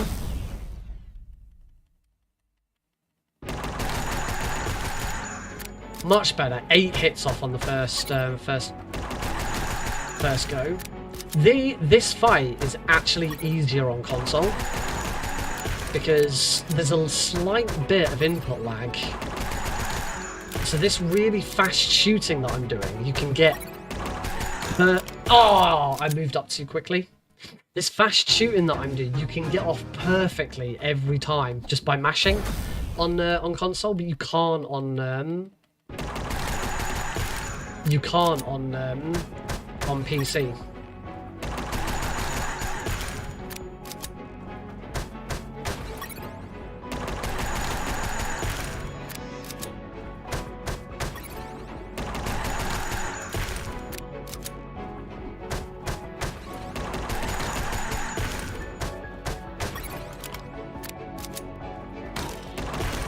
Oh, I'm dead. Good God, I've not struggled this much with Megadrone in a while. Just needed to move it up slightly.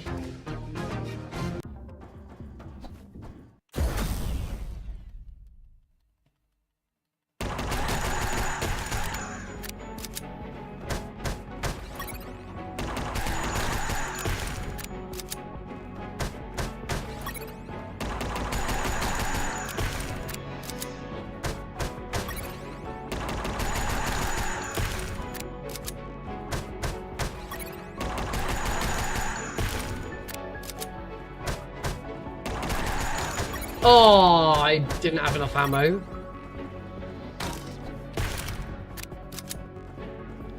Bang. Wow, that was a completely wow. 2 minutes behind as a result of that Mega Drone.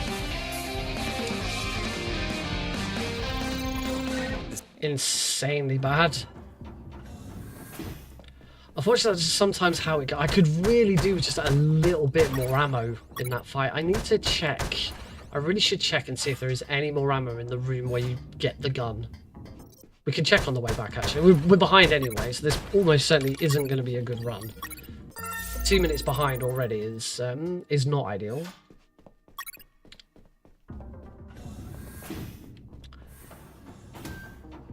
Could really do with just one more bit of ammo. Unfortunately, there's just no way I can get that ammo from these drone rooms. Like, that box is too far out of the way. I guess I could try and do that. Ow. Sorry, there'll be a save. That's the only other option I can think. I could maybe get one of those boxes and it might just make that fight just a little bit safer. Reload. Put on the thermal suit. There's going to be a save so I can load, get all of my health back. Now move into the laser section. Pretty straightforward, the laser section. There's the laser. Like the lasers in Metal Gear Solid 1. And 2. There are lasers in Metal Gear Solid 2 as well. If I get seen in those lasers, we get an alert. Alerts are bad. Don't want an alert. So in Metal Gear speedruns, most of the time, the Metal Gear Solid 3 European Extreme is the big exception. Getting alerts isn't all that bad. In fact, sometimes they are part of the run. Metal Gear Solid 2 very easy. For example, like alerts mean nothing. Alerts are completely non-issues in very easy, because as soon as you leave the room you're currently in, you lose the alert. So we just don't care about them at all. UnMetal is complete opposite. You never want an alert.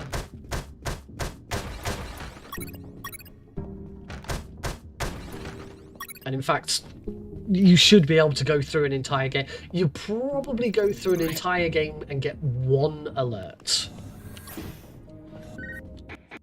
I wonder what. The skip. So that's the chloroform skip. It's an intended warp.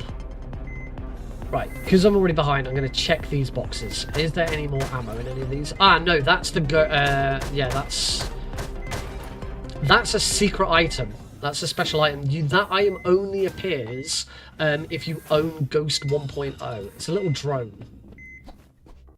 And the drone follows you around it and shoots enemies. It is illegal for speedrun. We're not allowed to use it in speedrunning. There are actually items. There's a lot of items. There's the drone. There's the dragon whelp. If you own UnEpic as well. I can't remember if there's another one for being a founder. I shot.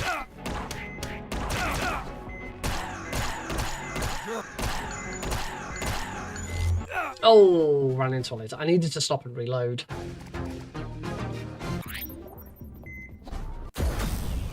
I should just shoot these two guards. I shot a gun. Shoot the two guards and then reload instantly. Oh, and then I get them to move.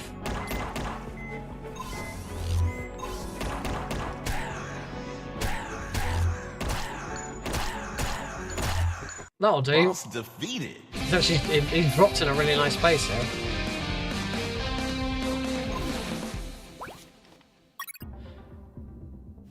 I should just take out both guards. Still massively behind on XP. I'm not going to get the XP from this guard here because I don't think it matters. At this point, I'm so far behind on XP. Gold split, just because Markuson fell right next to the entrance. I get 1 XP here from this guy.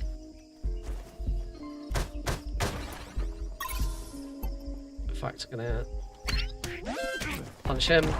Base, escaping Might as well get prisoner. his Send XP. back. There's another alert, but that's fine. The alert immediately wears off on moving on to this screen.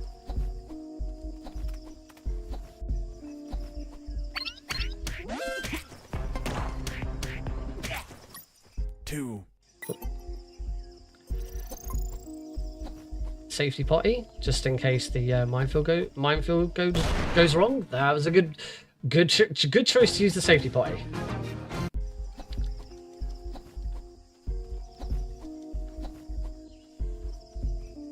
That's better. There you go. I'm fine now. There's also a save here, so minefield 3. And minefield 3 is super easy. Minefield 3 is the easiest minefield. It's just straight down there. Okay, so this whole section here might be a little slower just because I'm not already level 4. Just got to make sure that I regain some of that XP later on. I'm usually massively ahead on XP, partly because I deliberately try and hit level 4 before the minefield. The level 4 upgrade is called Rolling Thunder. It means the cooldown between rolling is decreased, so I can roll quicker. Rolling is faster movement whenever there is an enemy on screen. If there's no enemies on screen like right now, it is quicker to just run. So the mines count as enemies. And also we're about to move into a set of rooms as we get lost in the jungle with enemies in as well. So it's slightly quicker to get through these rooms whilst already being level 4. Not much quicker, doesn't make that much of a difference. And because I can't roll quite as quick, I am deliberately not rolling as much so that I can time my rolls to not get hit. I really, really don't want to get hit by these.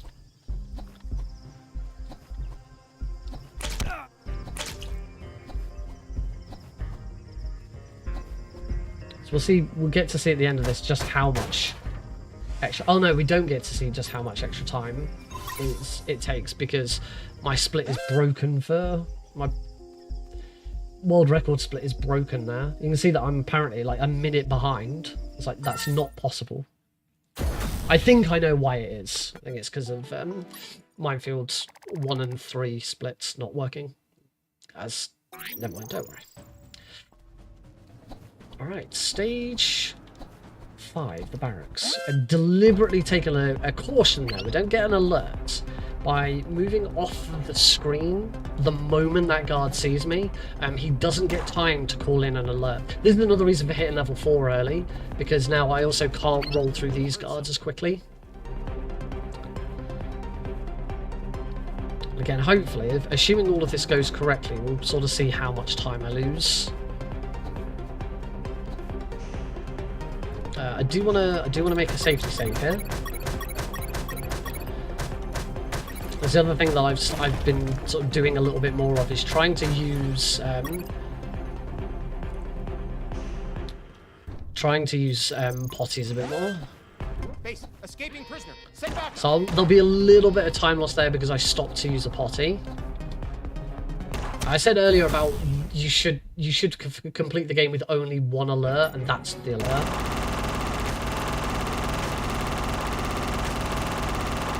As much as you want.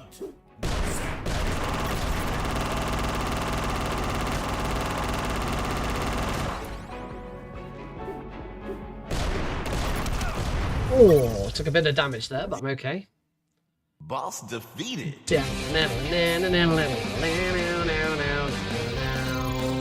Shouldn't need to heal here. And we move on to Splash Mike. Alright, I'm going to concentrate on this fight because this has been terrible so far today.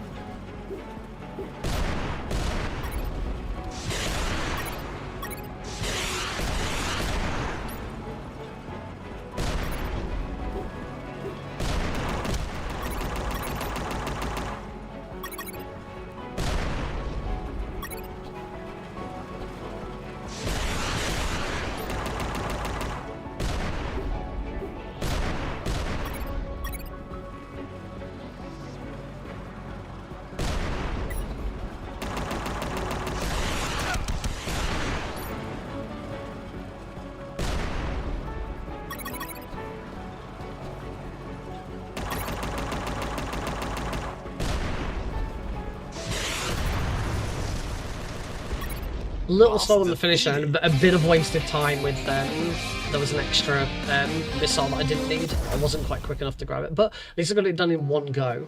Take Rolling Thunder finally. Again, little behind on XP. I really should be. If you're not going to hit level 4 before the minefields, the next opportunity to hit level 4 is Machine Mike. If you haven't hit level 4 by the end of Splash Mike, then you are really in trouble. But I do now have full grenades and full health packs, so that's really good. I also have two rockets, which is the other important thing, the important time save about stage 5.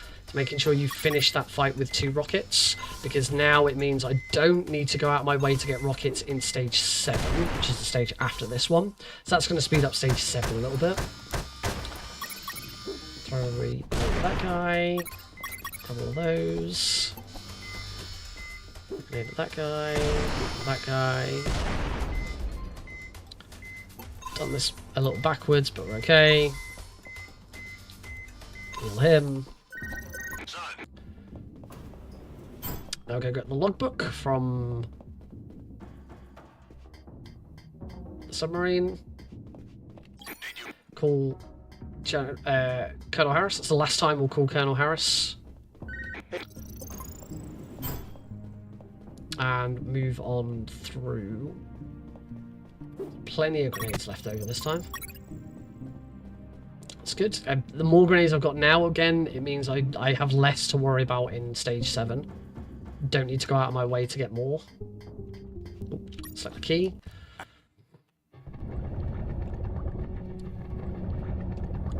Every major item I have on a hotkey on my keyboard. So the key, for example, only used once. I only ever use that key once, but it still has its own hotkey. It's on hotkey number 9. Because that's how I do most of my any weapons and recurring items I have on my left and right analog stick. So you know, every weapon is on the right analog stick, except the slingshot's on the left analog stick. And then on the left analog stick I always have the potty. I have the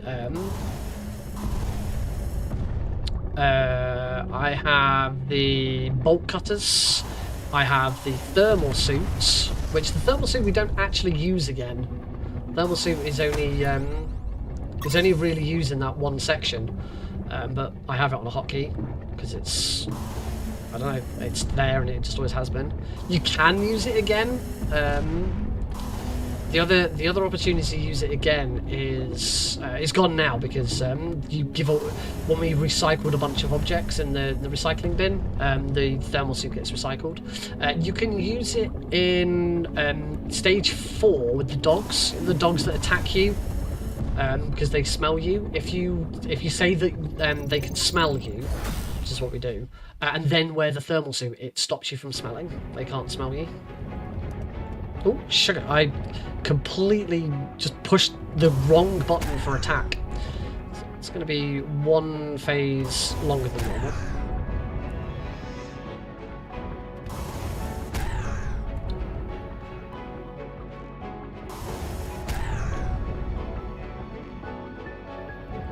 Which also means I won't finish the fight in the centre. Get ahead of him. There we go. I don't think I'm going to hit level 5 here. You should usually hit level 5. Bump. Yeah, I'm not quite going to hit level 5. Bye! It's not distracting. I want people to chat.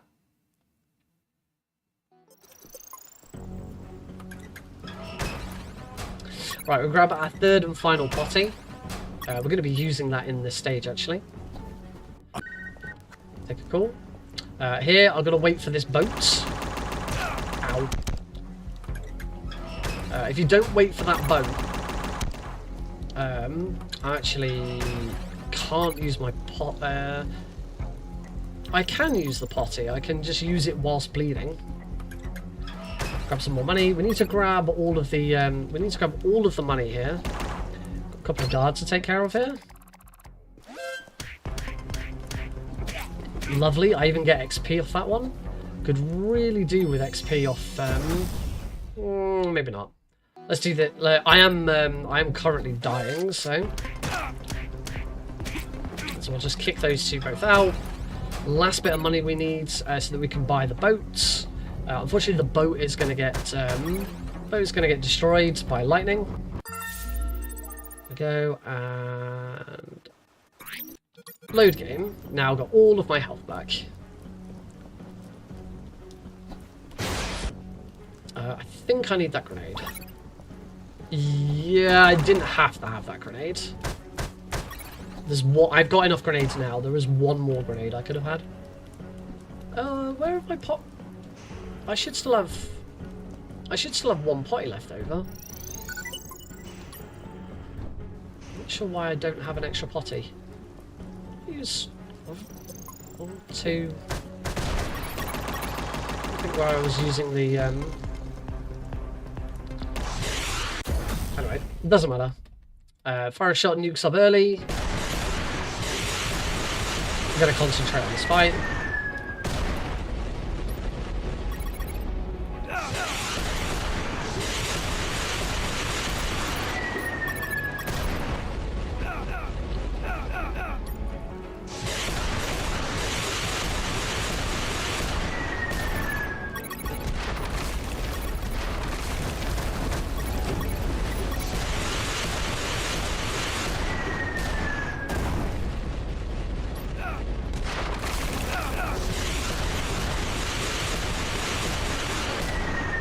Beautiful. That was a really good fight. That was actually a really good nuke sub fight. Only a couple of seconds behind my best, and I've caught up a massive amount of time. So that's where my big time loss was in my world record nuke sub. Make sure I don't get shot by that. At least not shot too much. I could do with at least one of these guys XP, ideally. So I'm just gonna do that. We'll ignore the second one, but I got one lot of XP, so that's fine. This boat needs gas, not a string, because we've already got a gas can. String is a lot slower than gas can. The string appears in a box after the first room after Black Thunder, but the string doesn't appear until you go and say that you need string. Whereas the gas canister appears straight away. Ooh, that was quite lucky. And that's Black Thunder. Boss defeated.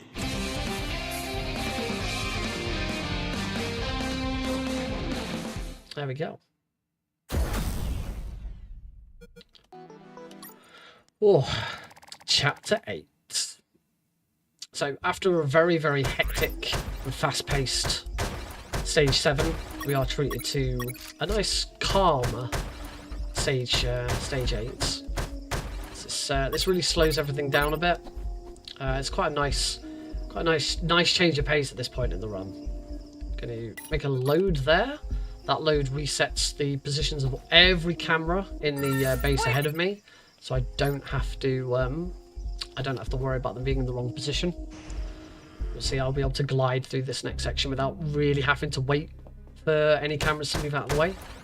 So grab some string. Now we start grabbing some string.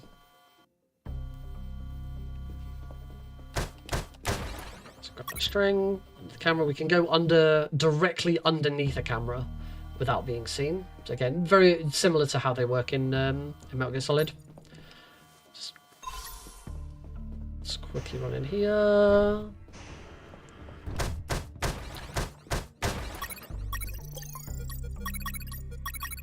Get some clones. Guard clones. Wait here. See, that camera already in exactly the perfect position. It's going to be the same. It's going to be the same in the next couple of rooms, assuming that this guard doesn't look at me. This guard can sometimes... Bollocks. I accidentally pushed the wrong button and moved off of the guard clone, so I couldn't drop him. So that's going to slow this down. Gotcha. So yeah, now again I have to wait for the camera because the cycles are all broken because I had to load. Punch that palm tree. Get out of the way. Go get some electromagnetic grenades. 7, 8, 9, 10, 11, 12. 12 is the maximum we can carry. 12 is exactly how many we want. Throw away that camera. I think this camera... Yes, everything... That camera then is in the right position after that.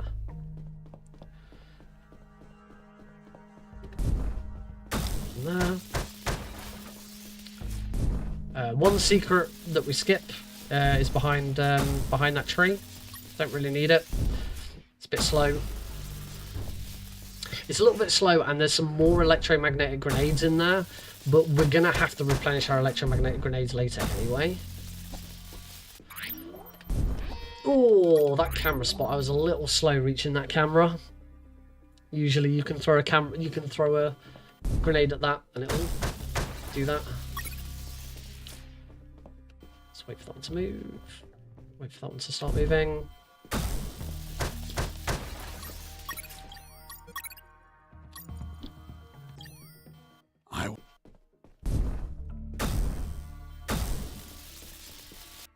Pizza, pepperoni. I didn't inspect the pizza. I didn't inspect the pizza before. Oh, I didn't inspect the pizza before I combined it. You have to inspect it beforehand.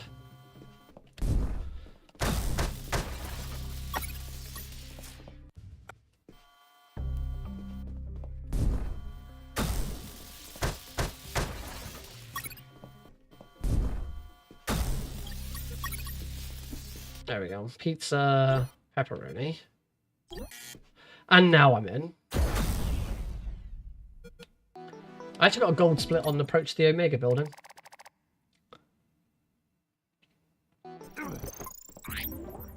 Stage 9. The longest stage in the game. No, great. I had pizza for tea. I had pizza for dinner. It was very nice pizza.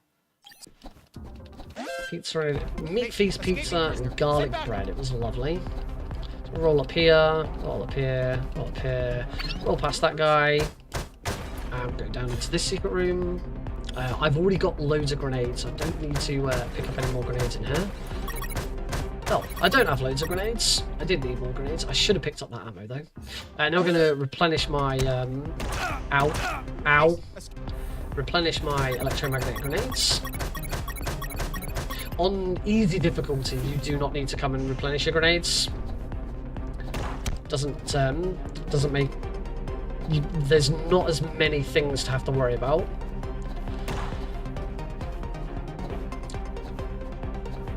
But on hard, you absolutely should. I've had marathon runs.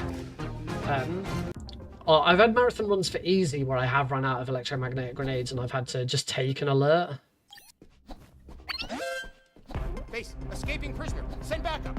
That was really bad. I got shot so many times.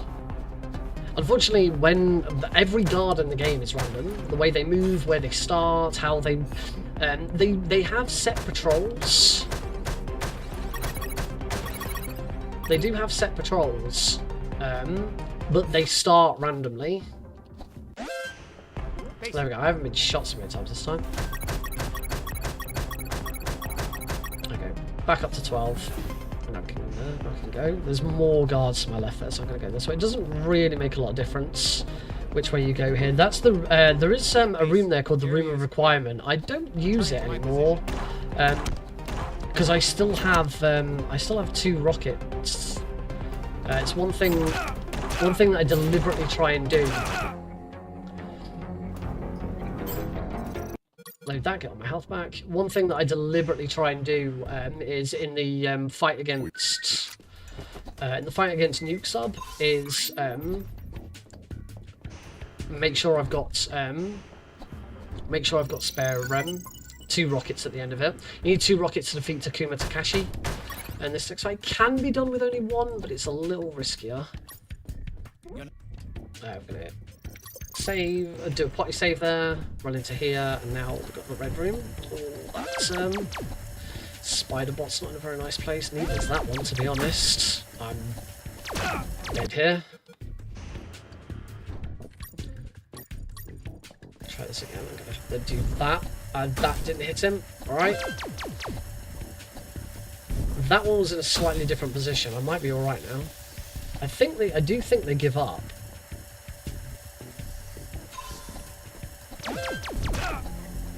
Oh, this is gonna be risky. I might be okay here. I'm gonna be okay.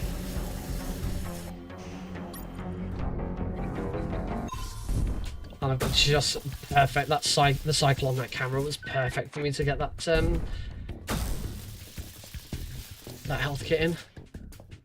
Best piece of music, by the way, in the game. This track. Love it. Definitely go and check out the soundtrack on YouTube for that, and listen to the whole version of that piece. It's great. Still a little behind on XP, which is fine. Ah, I didn't get XP from that guard. I do want these guards ammo though. Do not want to be I don't want to have be on throw. I knew that was wrong. Get an alert there, but immediately load. Only 5 grenades, so I am going to need grenades again later. Oh, my roll there was really bad. I just my bulletproof vest took that shot. It was really helpful. Thanks, bulletproof vest. Move on up to the roof. We ignore floor 3 for now. There's no point in going to floor 3 early. We used to, actually. We used to... In fact, I think I did it. I think I used to do it on hard, but not easy. I'm going to have to... I may have to pause this run. I really need the lube. I should have stopped after the previous chapter, because the game... Thank you very much. I hope you've enjoyed it, Normal Human. Thank you for stopping by. Don't forget to give me a give me a follow, or check out the run tomorrow, or Saturday, depending on exactly which time zone you're in. For GDQ Hotfix. I mean, it won't be any different from this, except Glenn will be here commentating, so you won't just have to listen to me. You get to listen to Glenn. But any time where I say I'm gonna concentrate on this fight, Glenn can take over.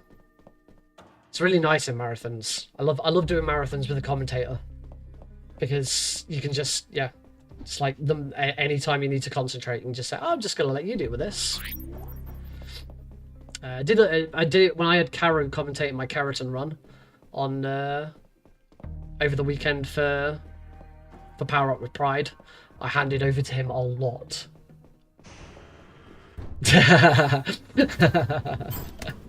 Wow, wrecked. All right, into floor 3. So you do punches here. Take him out. I've got to wait for that star before I can potty save. I'm gonna have to load that potty. I heard something. Mike! That's level up. Take lethal weapon. He's moved. Punch him. Excellent. That was a really good. That was a really good room. I do want to come up here and take this guy out. And I use my last potty here. Again, I've got to wait for the star. The game won't let you use a potty save. It looks like I've got a really nice room here as well. I should have thrown a coin, like out of cages. The game won't let you use a potty save. Again, I've used all my potties up. I thought I was supposed to still have one. Did I not pick up a potty at one point? Have I only got 2? No, I've got all 3 potties. I need to think about where I'm using my potties. We're going to think about that after. Anyway, Takuma Takashi should be a pretty easy fight. I do need to quickly put my pistol. There we go, and he's dead. Do the Heidi load there.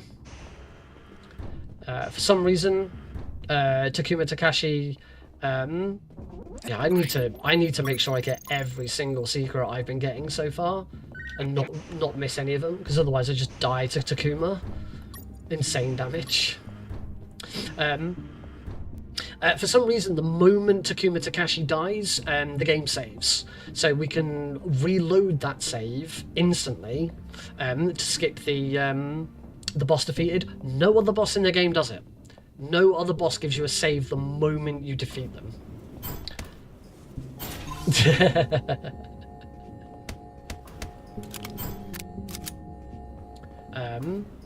So yeah, so you load the save instantly and skip that animation. Saves about four seconds, something like that.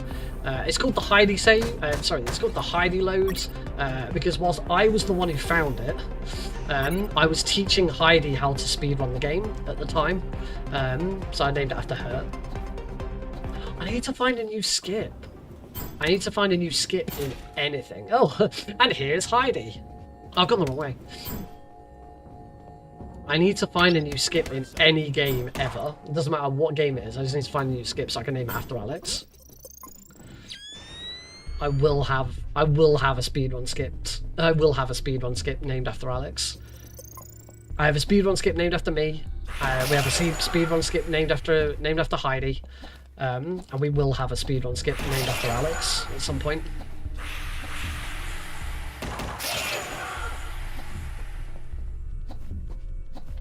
My speedrun skip is not in UnMetal. Should be noted. Even though I've found a bunch of skips and tricks, like the level 6. Ooh, that was fairly nasty damage. The level 6 camera load. Level 6. Chapter 8 camera load is all me. I discovered that. Massively optimised that room.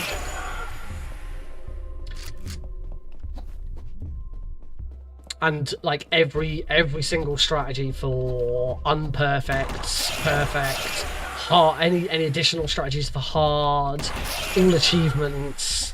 You know, that's, to be honest, that is less tricks that can be named and more strategies and routes. You don't really name strategies and routes. You name tricks and skips. Heal here, yes I can. Beautiful. That was a really nice movement through the maze there. Right, I still haven't stopped to go to the loos. We'll take a break. But all of a sudden, I'm now okay again. Clearly, we haven't played this in a while. This run's not going so well. So my last run I had on Tuesday, I was 17 seconds behind world records. This is better. This is much better. Yeah, and going back to what I was saying, I said that my skip is not in this game. My skip is in the PC version of Metal Gear Solid 1. Very specific trick. Very specific moment. It's a trick that can only be done. It's a trick that can only be done on the PC version of Metal Gear Solid 1. All bosses, very easy. It can only be done on that exact run. Cannot be done in any other... actually, technically, it can be done on a Disc IL for any difficulty. Assuming you're doing all bosses. So actually, I don't think it can be done on Disc IL because Disc ILs don't include the bosses.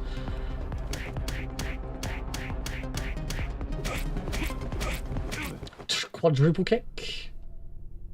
Found a skip in SGDQ's best run. Give me toilet paper. Don't expect the person that writes name after me, even though it's 8 seconds slower. That's lovely. Always love it when you find a skip. You find a trick or a skip and it's slower. I've done that a few times. It's like the Twin Stakes Prozac skips. There's 3 of them. I discovered the 3rd one, and it's the only one that's completely useless. That should be fine. That's all the ammo I need. 0.8 seconds. I don't have any health kits. That's good. Don't want any health kits. If I have any health kits during the 3rd phase of this fight, General X could steal them. Now, last run I had 1 health kit left, and I managed to beat him in 1 phase, so he didn't steal it.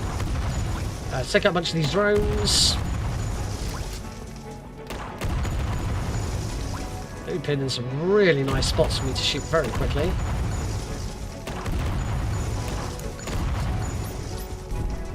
Oops, wasn't supposed to throw that just yet.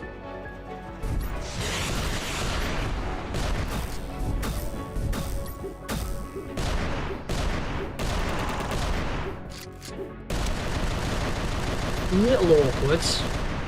That was not quite right, that.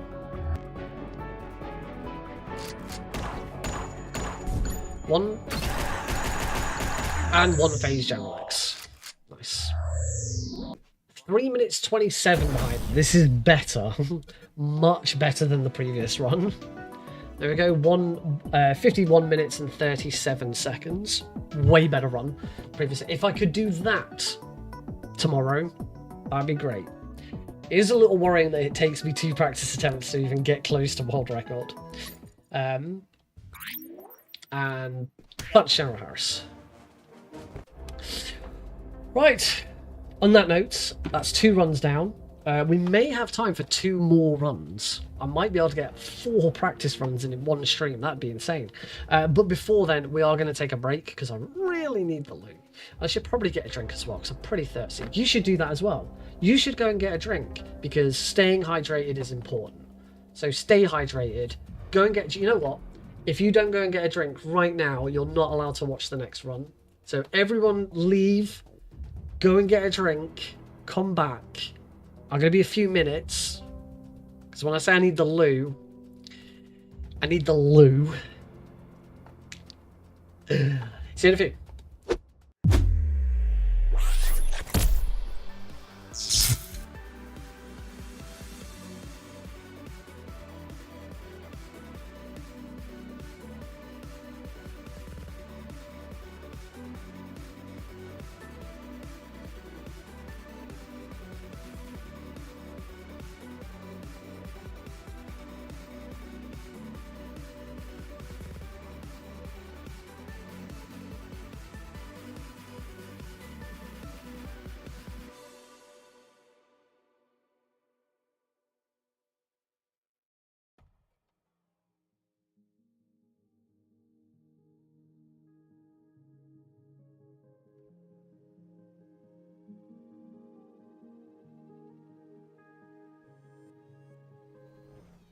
Rather not be alone.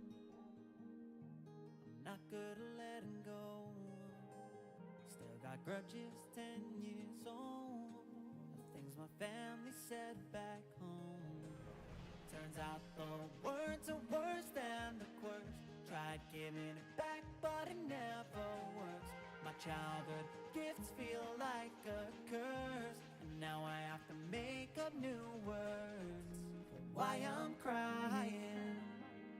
I'm tired of telling everyone that I'm sick of trying to be so normal nowadays.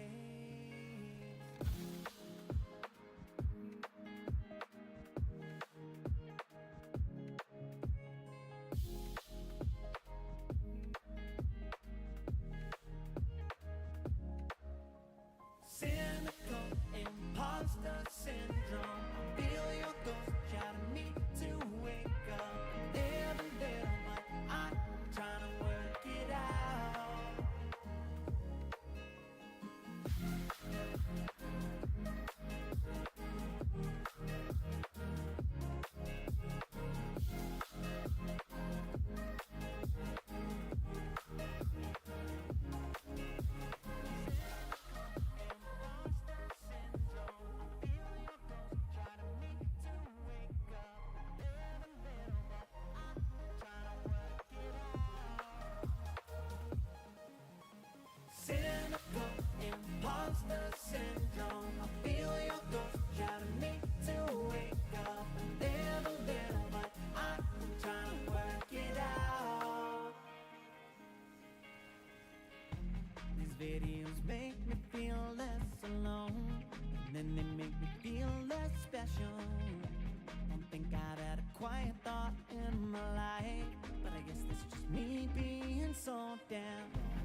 wanted to be someone. Got halfway, now a blue star. Every time the applause rained in, now you just chase the highs that you live.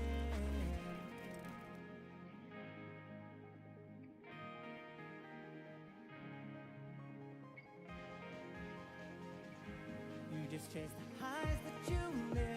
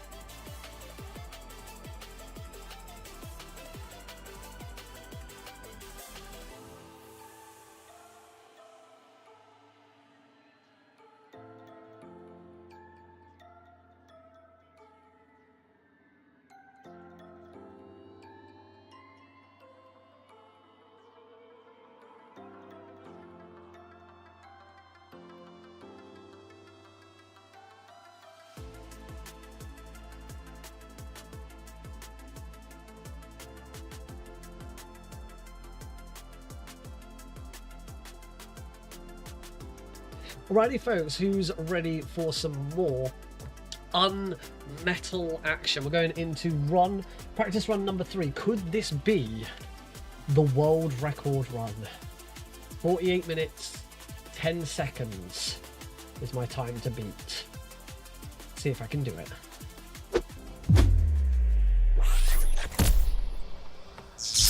Welcome back, everybody. So here we go.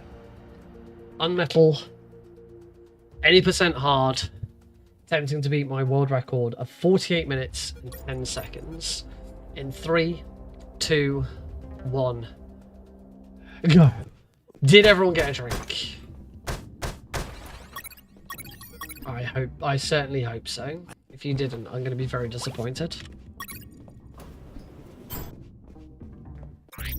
Good start, already in the green. Oh, punched a little bit earlier there. You may occasionally just see me randomly punch, and that's because you can buffer, as long as you have dialogue skip split speed on the maximum in the settings, you can buffer dialogue skips. So by just constantly holding the circle button. So by holding the circle button, I instantly skip dialogue. So anytime you just see me randomly punch, it's because I'm getting ready to hold to skip dialogue. I heard something. That probably wasn't necessary. That oh, that was a bad roll. Got that. Go and grab the secret. Oh dear, I can hear Alex. Oh, grab the secret rather than leave it behind. Roll, grab. Okay, 3. Immediately, the moment you pick the radio up, you need to go into your inventory and craft the unencrypted radio. So what we're doing there is we're grabbing a circuit board and a radio, adding the circuit board to the radio to create an unencrypted radio, so that me and Harris can chat. So I'm going to do it again here. Me and Harris can chat without the enemy being able to hear what we're saying. Basically, that is a requirement. You have to do that. Oh, nice. That guy's turned. Into here. Oh, wait. Knock him out. There we go. I need to be a bit more thoughtful about... I need to be a bit more thoughtful this run about where I'm using my... where I'm using my... Oh, there's nothing. There's a health kit. I know there's a health kit in that one. Just wondering whether there's a really easy extra pack of... No, that's the lighter. No. I could just do with one more set of uranium balls. If either of these... I don't think either of these guards have any uranium balls. He's got sunglasses and he's got health... Oh no, he's got a coin. And that's a first aid kit. Yeah. Could just do with one more set of uranium balls against Grenade Guy early on. Particularly if I'm gonna miss. Throw. Ideally, you want him to blow these up, but it's not always easy. Oh, I've taken damage. Oh, and I'm dead. That was I may restart this run already. I've already died. And I've also been doing a load of trial and error of stuff.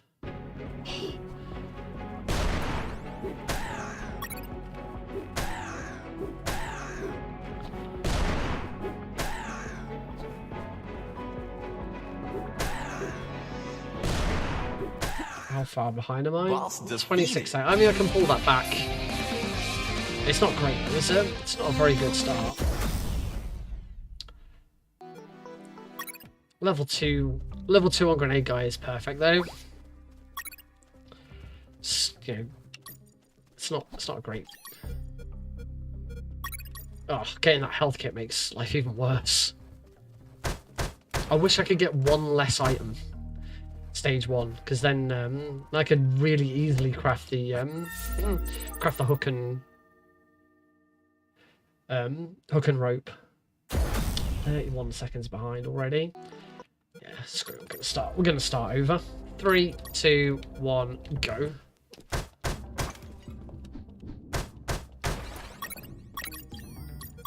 Already tempted to start over because I missed punching the bloody beds. Okay. Less than a second behind. It's not worth restarting that. One guard, checkpoint. Escape. Unperfect is the only unperfect is the only category where you have to pick. You have to pick 2. I do pick 2 on all achievements. All achievements doesn't require you to get perfect XP. It just requires you to get enough XP to hit level 10. You have to hit level 10, which is the max level. So with that, there's like, I think it's something like 22 XP you can afford to skip or something. So on all achievements, you still skip Terradrome, which is the chapter 4 boss, which we completely skip on an any percent run.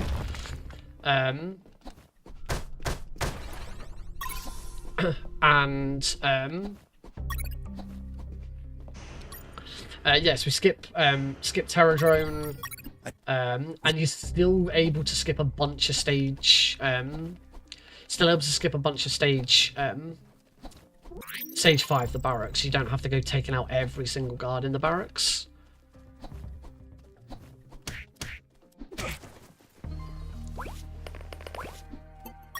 Grab the radio. There is some more. Actually, I'm pretty sure there is some more. Yeah, I could grab that. I should start grabbing that one. And get into here without him spotting me. Oh, I didn't need to. That was a bit bad. Can I get to him before it's up? No, I can't.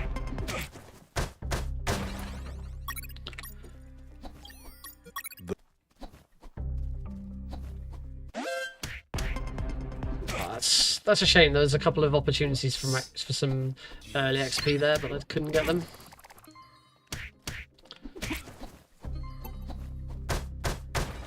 We're okay.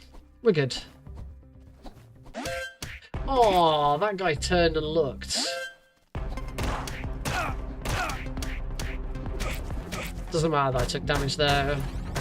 Took a bit more damage than I normally would, but that's fine. I think one more shot would have killed me though. Loads.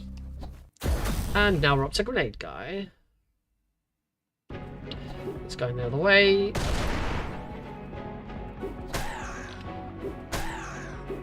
Oh.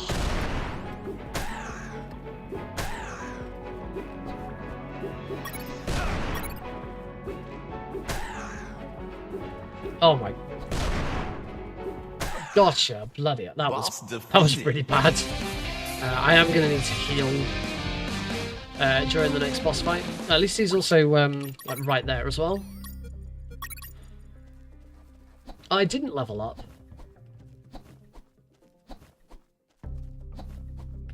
Yeah, so it looks like I'm ahead at the moment, but it's because I haven't leveled up yet.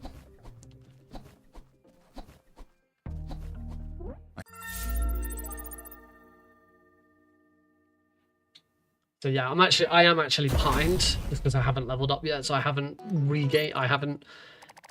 dealt with that time loss. So I will level up after beating Sergeant Roscoe, which is it's like if you don't level up after Roscoe, that's when you're in trouble. I am 1 XP off.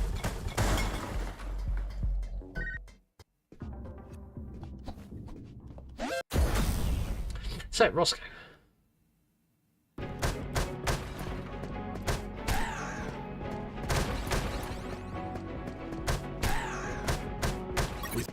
I do need to try and heal during this fight. I'm going to heal after this punch. Oh, whoops. Hey! Welcome to the stream. Damn you! It's a little bit of a slow Roscoe because of that that phase I missed. Boss defeated. That is now the level up. We will take sprint, obviously. Funnily enough, we want sprint in a speedrun. I swear to God, I have only ever taken the other option for that once. And I took it on my very first casual run of the game. Because I took one look at the 2 upgrades, went, well, I'm always going to take sprint in a speedrun. So during my first casual run, this is the one time I'm going to be able to not take sprint. It's almost every single level up in the game is kind of predetermined for speedrunning. GDQ Hotfix is Games Done Quick's daily show. So as well as SGDQ and AGDQ that they do a couple of times a year, they also do an evening show every day. And then over at on the weekends they do special events. So it's Hotfix that then hosts things like Juneteenth and other special events. They work on a bi-weekly system. So each week, on week A you'll get one set of things, and on week B you'll get a different set of things. So tomorrow, I need to load. Get my health back.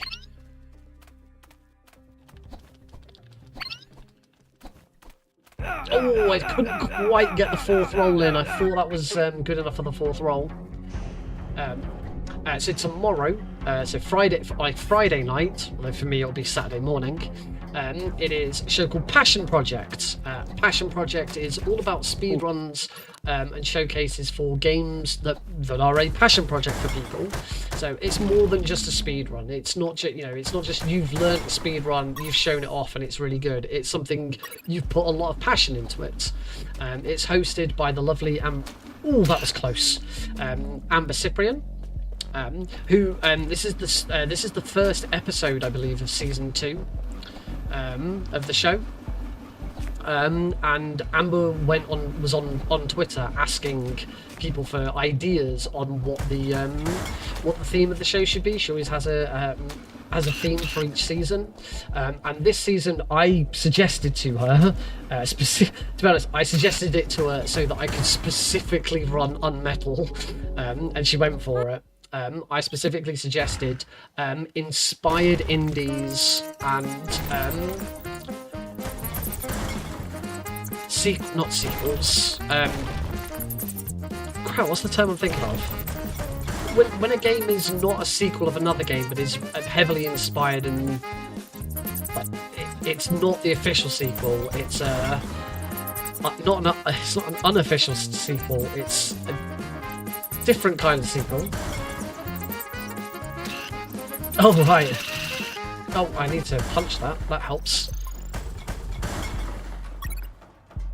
Spiritual successor. Thank you, OG Happy Dude. That is the exact term I was thinking. No idea why I could not think of the term spiritual successor. So yes, indie games that are heavily inspired by or are spiritual successors to others. So this isn't really a spiritual successor. This isn't really a spiritual successor to Metal Gear and Metal Gear 2. It is inspired by. But there are a lot of games that are, spiritual successors to other games. The best example I always think of is Yooka-Laylee. Yooka-Laylee is a spiritual successor to Banjo-Kazooie. Undertale is a spiritual successor to Earthbound and Mother. I overshot my overshot the flamethrower there. I knew I was playing a bit of a dicey game there.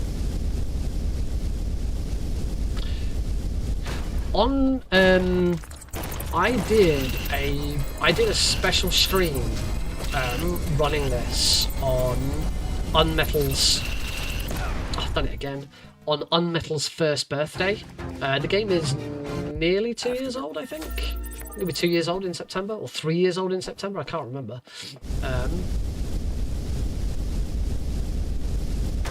There we go. That's better.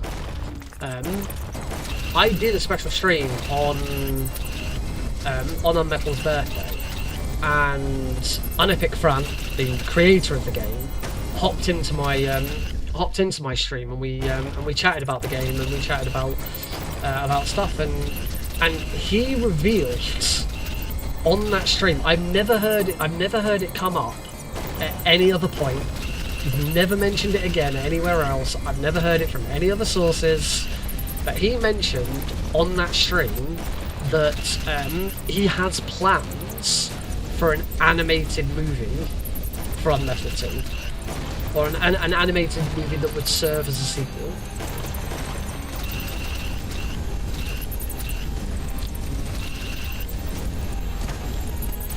It's just a script. All he has is a script. It was very, very early. There's no company behind it or anything like that.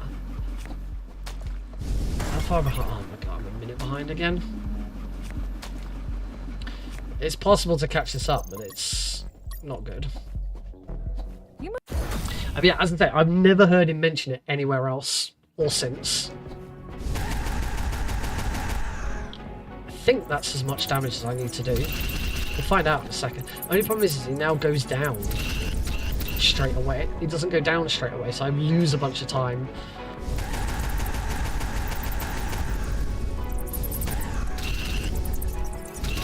Now he's going to come up here so that we can start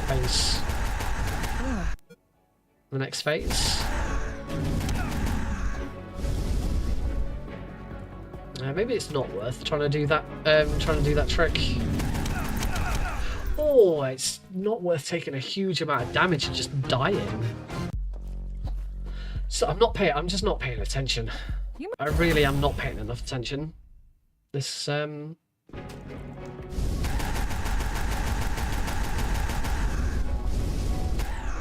See, now I think he's going to turn up here on the left. New follower. Lovely, thank you very much for the follow.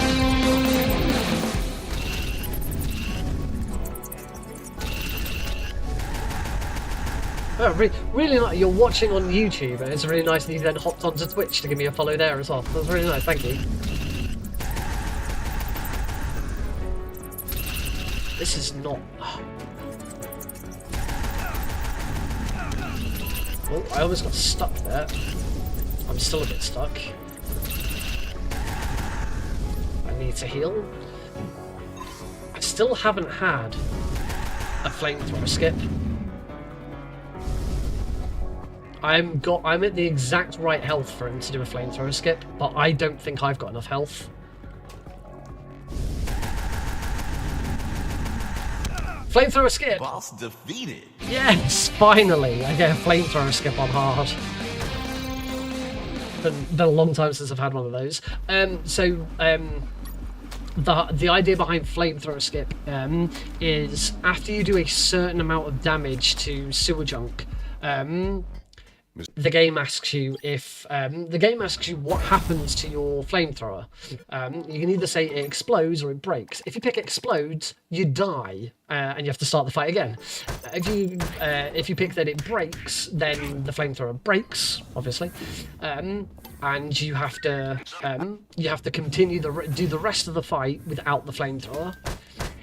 If you can get sewer junk to an exact amount of health, and I had him 1 tick of damage before that was before that line of dialogue is triggered, and because of that, I had just enough time to kill him before it then triggered.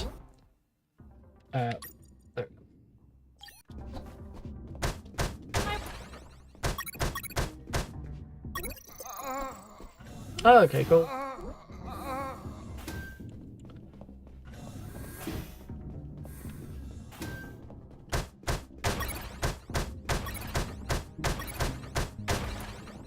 Right, I'm gonna try this run. I'm gonna try. I'm a little behind on XP at the moment. I heard something. That's nice. I am gonna try getting one extra bit of ammo this run.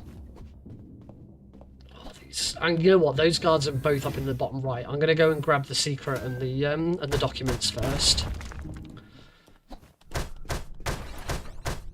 Secret, ammo, and bullet slot. Those 3 boxes are empty. Don't go for those. Now I have both of your resources. Your souls belong to me. Oh, I thought I'd turned and was punching the guy on the right, but apparently not. Luckily, the save for that was right there, so that's good. That's a bit of extra ammo. And in fact, that's level 3, and I'm going to get XP from both of them. So that's... I may have taken a death there, but that reset was actually quite nice. There isn't any ammo in those. I'm just trying to find any more ammo before the next fight. To try and make...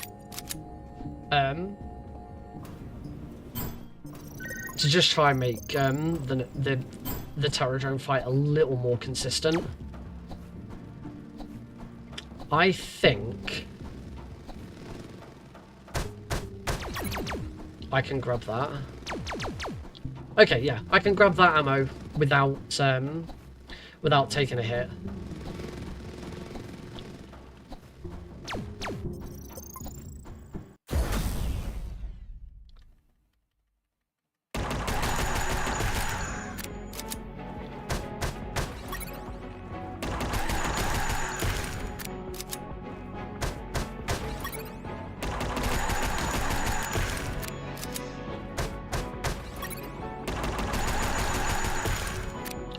Ooh, that was close.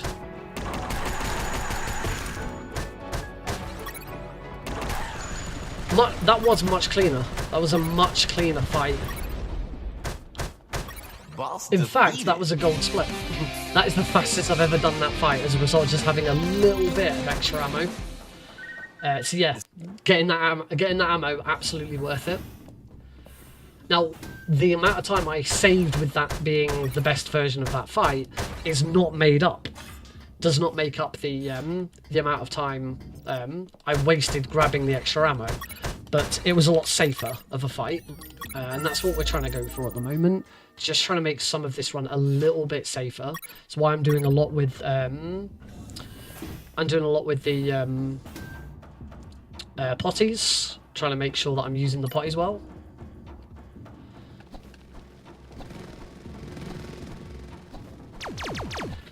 Really behind on XP, and that's not necessarily a safer thing. I really do like being level 4 before the minefields, and at the moment I'm definitely not going to get it. Reload. Now I also want to equip the thermal suit. Thermal suit hides Jesse's thermal signature, so that I can get past these lasers.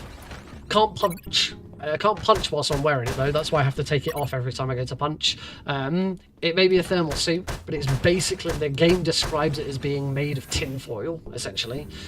So the slightest bit of extra movement would break it and render it useless. So yeah, Jesse is forced to take it off. He can't shoot, he can't punch, all he can do is run around.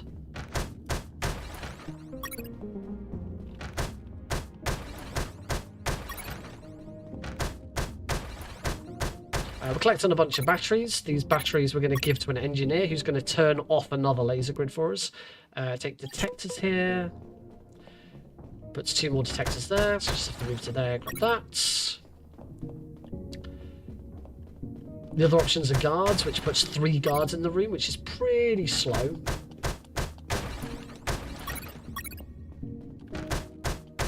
The other option is sheep, puts a load of sheep in the room. That's even slower, because there's like 100 sheep in the room, and Jesse has to wade through them very slowly. I wonder what. Base, escaping prisoner. Send I back. got. I wonder what this. That sometimes happens. It hasn't happened in a while, where even though I get off the screen straight away, an alert is still called in. So it does not. That doesn't happen very often. I got another gold split. It doesn't happen very often. It happens more often on console because there's a slight loading time between you don't quite skip the previous cutscene as quickly, and there's a little bit of lag in between. The way of dealing with it is you punch out both guards. Obviously that's slow. Let's go punch, shoot, reload straight away. Go and heal these two guys. Now we go for Marcuson.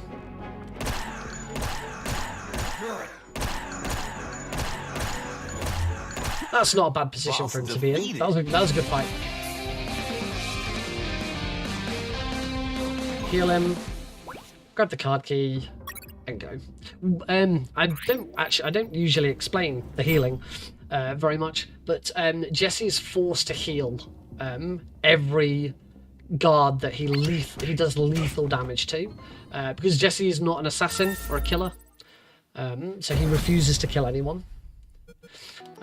So as soon as he gets a gun, he says, I will not be killing anyone. I will heal anyone that I accidentally heal. I accidentally kill. I'm gonna check this guard.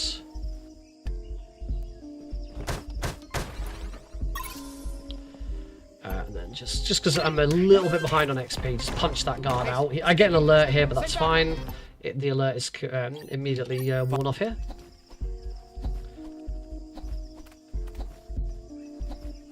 I'm gonna choke this guard out just because if I choke this guard, then I can punch that guard. I'm gonna Empty.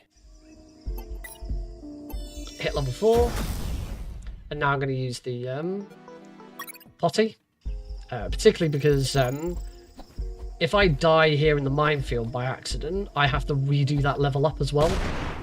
There we go. I died in the minefield. Now I don't have to redo the level up.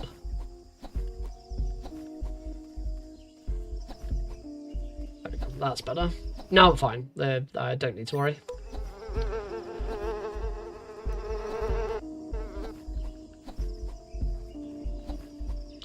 And now we're just running through the jungle. Go for a nice stroll through the jungle. Get very, very lost.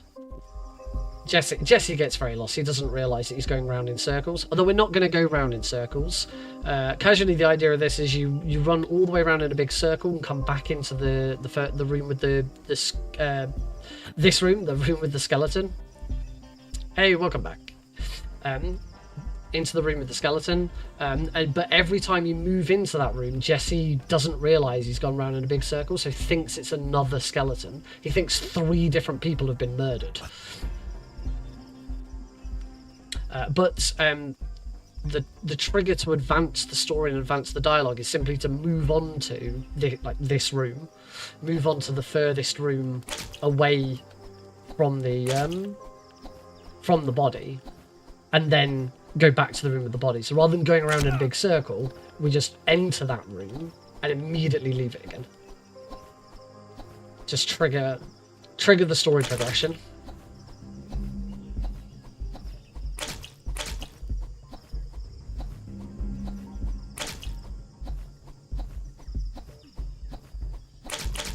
This is why I like hitting level 4 before this point, because rolling through that is so much easier.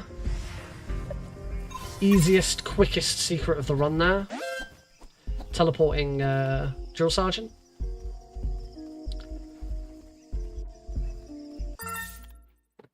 I get that teleporting drill sergeant every time just because of the save I'm on. I'm pretty sure that bug has probably been fixed, but because I'm run on a very, very old save file, it exists for me. Ooh, I'm going to just load that because that guard spotted me. Sometimes this guard is facing the other way. We don't like that. That's fine. Him spotting me there is actually spot on. We use a trick here where I've said all along that you do not ever want an alert. An alert is a red exclamation mark in the bottom right hand corner, and red exclamation marks over every single door in the level. Every single door becomes locked. But if you get spotted and move off screen before the guard who spotted you manages to ow.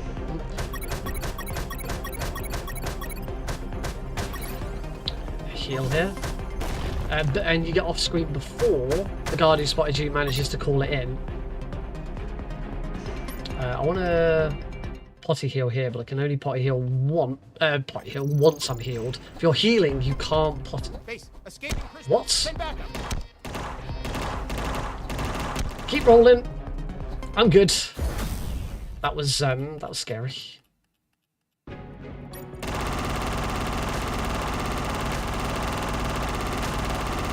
Hide as much as you want. Those sandbags.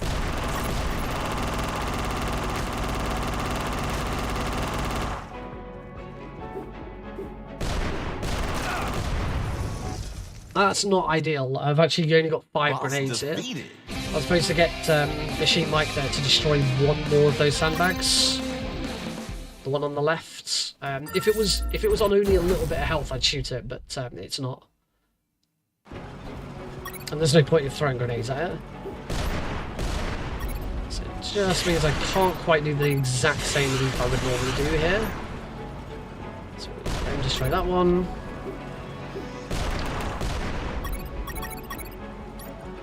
Let him destroy that one, which gets me another rocket. I can then move to here, throw 2 more grenades there. Oh no, it doesn't matter, I do only want 1 from there. Destroy that one, now go start trying to damage him. Destroy that one.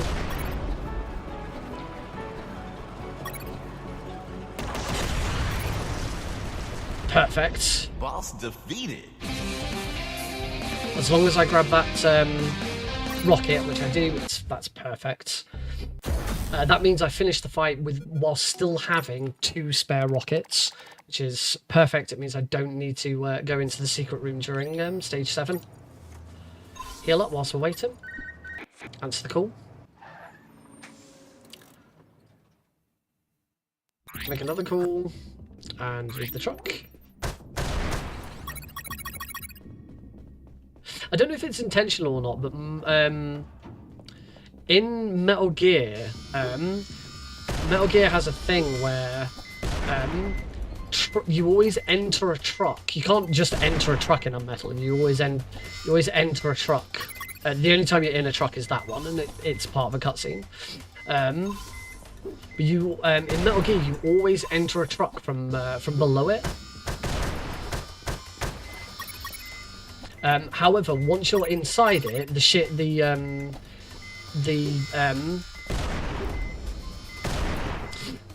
view shifts from left to right instead of front and back. Not always, but quite often. I don't know if the way that truck is laid out is a reference to that. Probably not. I'm probably reading too much into it. If you hadn't already noticed, this game's heavily influenced by Metal Gear and Metal Gear 2 Solid Snake. Anything that you may pick up and think, oh, that's a reference to Metal Gear Solid 2. They are not. Fran has never played. I think Fran's played the demo for Metal Gear Solid 2, and that's it. He has never played another Metal Gear Solid. He's never played a Metal Gear Solid game. He's only ever played Metal Gear and Metal Gear 2 Solid Snake.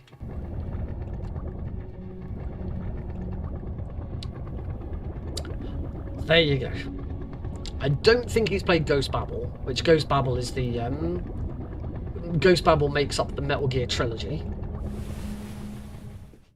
And no, we don't talk about Snake's Revenge. One day I will actually play Snake's Revenge. I've played it very briefly. Did not enjoy it. I also still need to play the NES version of Metal Gear 1. I have them because I have the Master Collection, If you buy the Master Collection outright, I think it was the Master Collection outright, or if you pre-ordered it, you got the bonus content for free, and there's a DLC. Oh, that's not good. The secret. Not actually sure about shooting this thing now. Okay, that was awkward. I don't usually get that close to it. Yeah, I think Metal Gear NES and Snake's Revenge are both DLC for the Master Collection Volume 1, but if you pre-ordered it, you got that DLC for free. Of course I pre-ordered it. Last game I ever pre-ordered. I don't pre-order very often these days, partly because I don't have the money for it, but also pre-order culture is pretty terrible. It's not something you hear much talked about these days, about pre-order culture, particularly because microtransactions and season passes and layoffs in the game industry tend to be the more hot topics. But there was a time when there was a lot of complaining about pre-order culture. You know, having entire DLCs and costumes and stuff hidden behind pre-order stuff. I remember the worst one was pre-ordering Arkham Knight. I pre-ordered Arkham Knight. After I pre-ordered Arkham Knight, I vowed that I would never pre-order anything again. Take Gunslinger. We want to be able to reload quickly. It's really helpful. Camouflage is not helpful. It'd be the worst option in the game. It requires you to stand still. Sounds really bad in a speedrun. Chapter 7, The Boondocks. Grab another one of these. I do only have one potty remaining. I want to wait for the boat here. Oh. Should be okay. I'm not going to use the potty here. I need to save one potty. There we go. Grenade. Heard something. Base, escaping prisoner. Oh. Okay. The alert didn't actually go. I didn't actually get an alert there. These two guards are going to do that, so it's really easy to just do that. I am a bit behind on XP, so that's ideal. That was weird how that guard called in that alert, but the alert didn't actually trigger. I thought I was done for then. Buy the boat for $50 million. Unfortunately, it gets destroyed by lightning. Can move on. We just need to reach nuke sub. Wrong. I didn't need to do that. Another grenades. Actually behind on grenades. Gonna use that. Ow.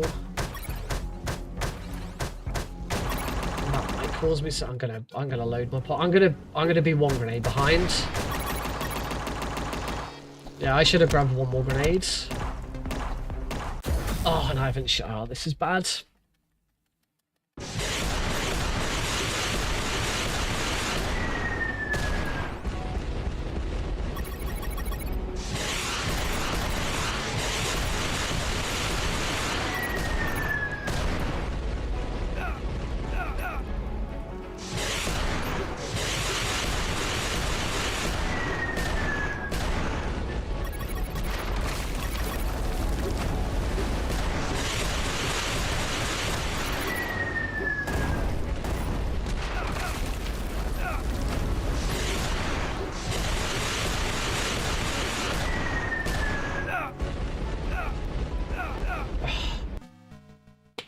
Put myself in a really bad position there.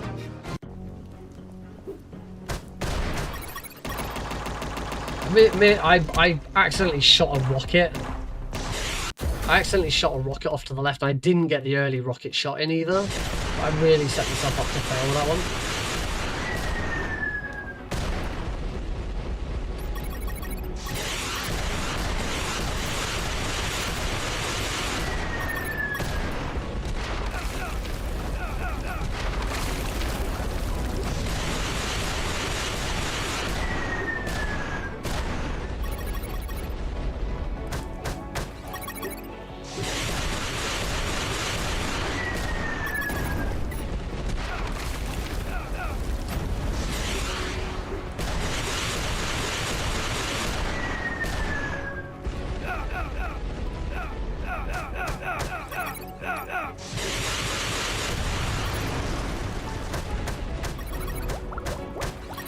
Well, I'm alive, so Boss that's defeated. important.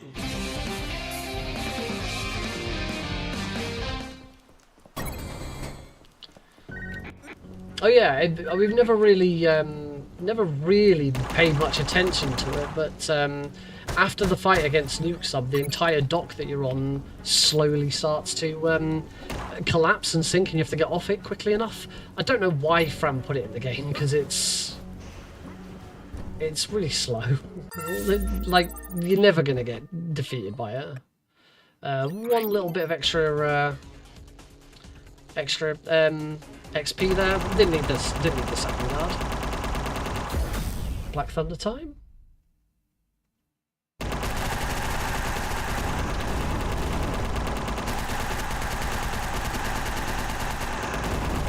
Oh, one hit off. Can't believe I was one hit off a 2-phase. That river was beautiful. Boss defeated.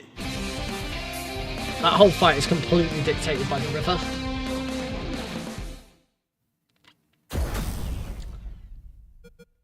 But that was a really nice finish to a really crappy chapter. So let's slow things down a little bit. Chapter 8.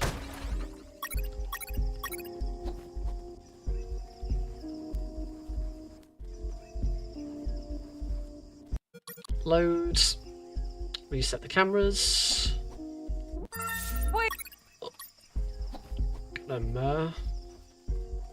Get them out. Swap to the health kit, because I do need to heal at some point during this. I need to heal, and ideally I need to heal before I craft the clone guards, so that's the best opportunity to heal. Because I don't have the clone guards on a hotkey. There's not much point, because I've only just picked up the bolt cutters, and the bolt cutters and as a result are right next to it on my inventory.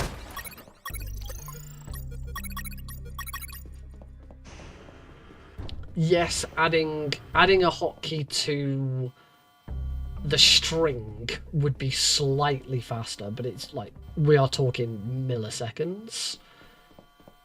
And by now it's so ingrained in muscle memory that it'd be really stupid to try and change it now. Please it turn. He turned. Can I get off? Yeah, he turned, but he turned a lot quicker. So that camera didn't cause a problem. Level 6 here. This is not unusual for level 6 timing. Punch that tree a bit. Some other secrets.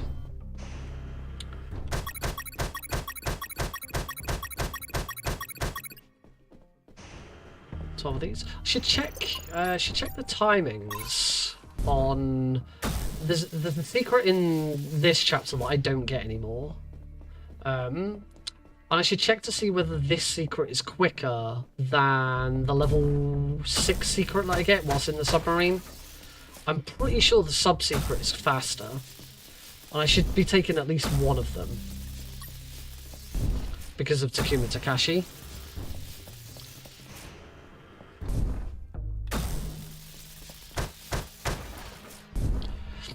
The other option would be to do the Takuma fight just slightly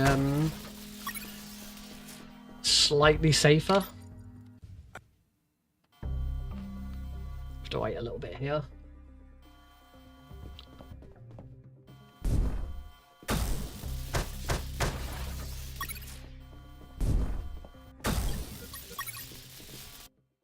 Pizza, pepperoni. Nice. Gold split. Gold split on the final section of stage 8. Lovely.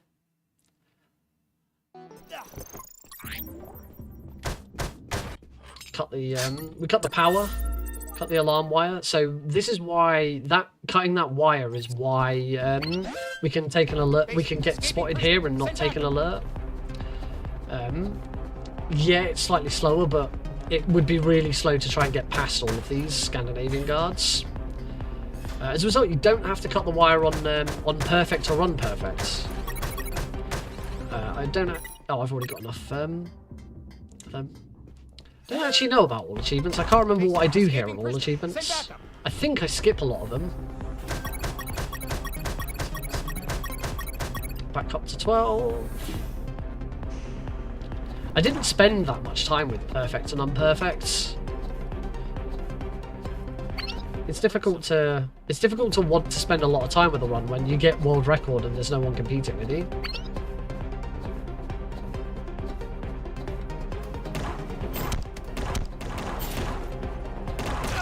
Really nice way of getting a world record though. Really easy way of getting a world record. Do a run that no one else does. I have several Metal Gear world records because of that tactic. I say tactic, it's not deliberate. They were runs that I wanted to do. Just no one else does them. So now I'm going to run in here, save, that gets me my potties back. Little extra safety thing that I've started doing. Now I want to save here. Because we're going into the red room. The red room can be pretty nasty, so we make a safety save there. So that we don't have it's quite a...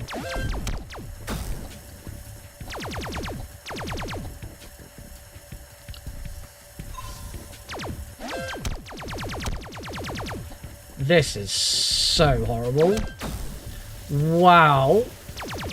Oh, wow. My body armor put in work. That was insane. I really should not have been allowed to to get through that missing so many spiders. I got insanely lucky there.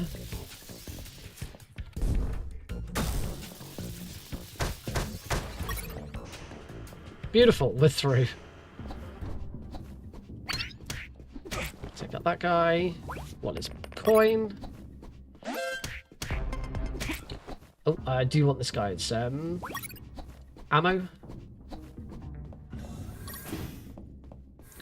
Throw a grenade there.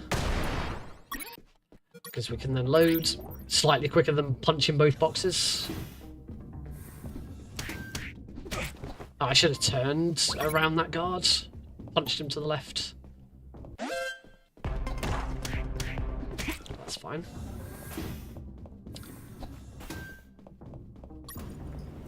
Up we go.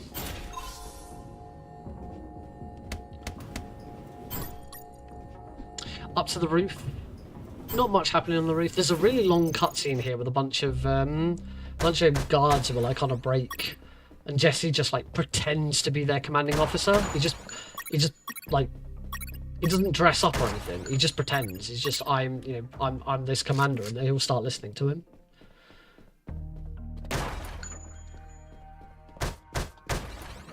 I do believe it's one of the areas where you get the additional dialogue. So the PC version has an exclusive DLC. It's completely free, and I think it's called the community pack or something like that. And basically, they invited a bunch of influencers and streamers to provide voice lines for the game. And there's a couple of like bonus comedy ones, like Jack Lafayette, the community manager on the game and creative assistant, has one. Jack and the sound designer have a bunch of lines which become not director's commentary, because neither of them directed the game, but becomes a like behind the scenes commentary, which is really interesting. So yeah, it's some of the dialogue's really there's one where it's like all of the dialogue is just really stupid. There's one where the dialogue's like really like swears constantly. Some of it is quite amusing. I'd highly recommend giving some of them a listen to. You don't have to play through the whole game to listen to them. If you own the game and you own it, basically the DLC. This is that was incredibly stupid. I did not use a potty there. I just went into that blind, which is really dumb.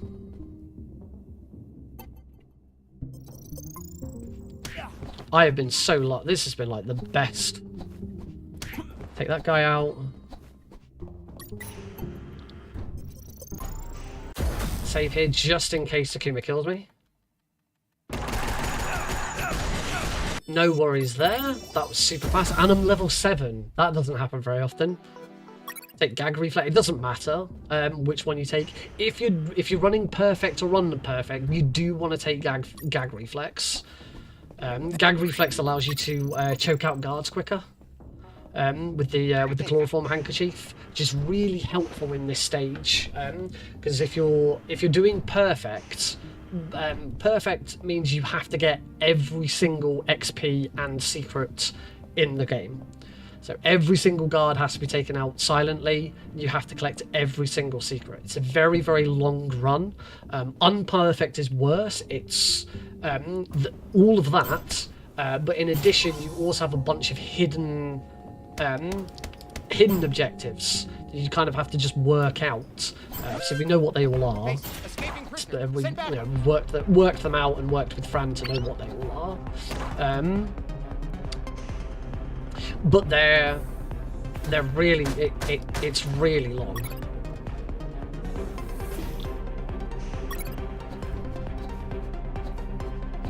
So against the Scandinavian guards are kind of horrible because they don't get taken out very easily.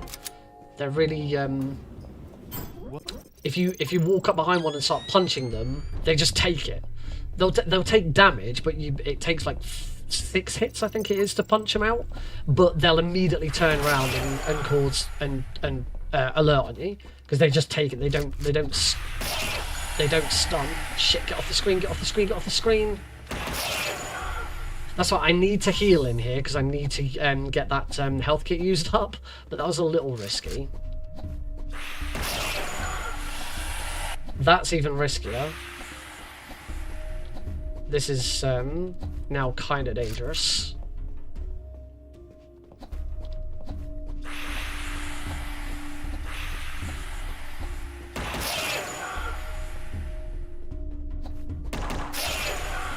We need to play this safe with every single ghost now. Cannot afford to get hit by a ghost.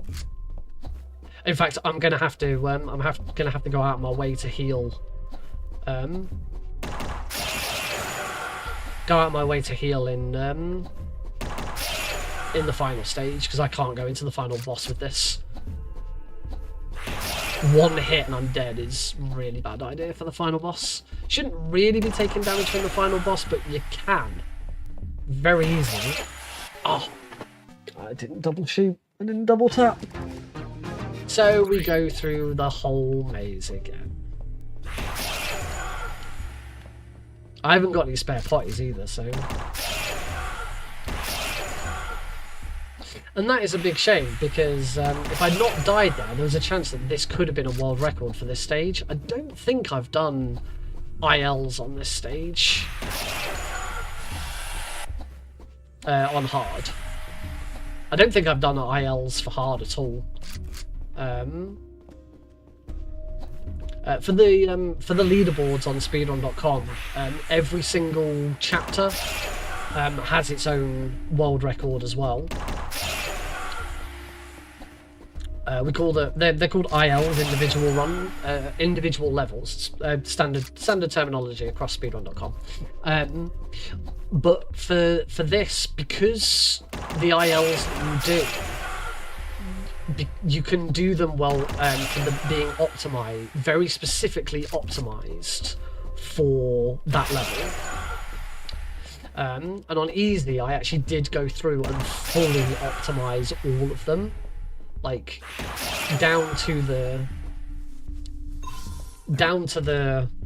exact ammo. So it's like, so for example, it's like for any fight where you're gonna do a lot of any chapter where you're gonna do a lot of pistol shots, you want to make sure that the start of that chapter you already have the maximum amount of pistol ammo that you can possibly have. It's things like getting every single secret up before that stage so that you have the maximum amount of health. The other big one that comes up in ILs is because we do dog skip, we don't get to see the bottles, the handkerchiefs, and the extra fuel cans. You can make Molotov cocktails in the game, but you get the ingredients, you get the fuel cans for doing so by going left at the dog room. Which of course we don't, because that's slow and we do the doggo skip. Obviously if you're doing perfect or unperfect, you do go left. In fact, I think I go left for all achievements as well, because without going left I don't get enough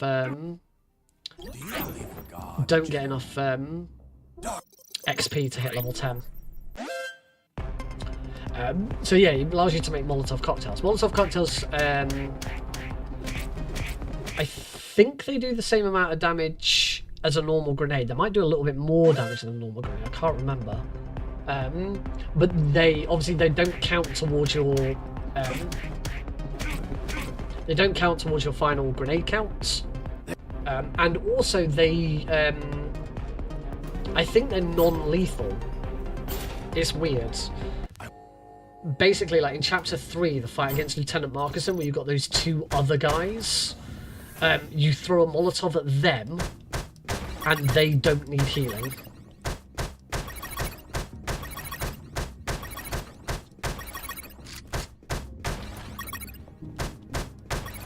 I did need. I have one grenade. I probably don't need that one grenade. I also don't think I need. I don't think I need the maximum amount of electromagnetic grenades either.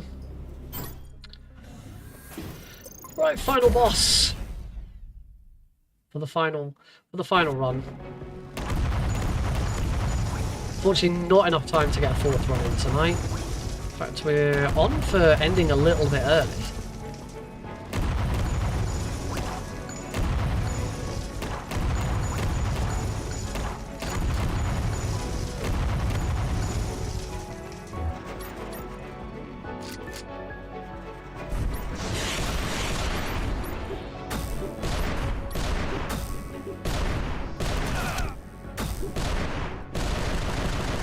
I've got two grenades left, so yeah, I technically only need 6, but if I mess any of those up, then I'm screwed.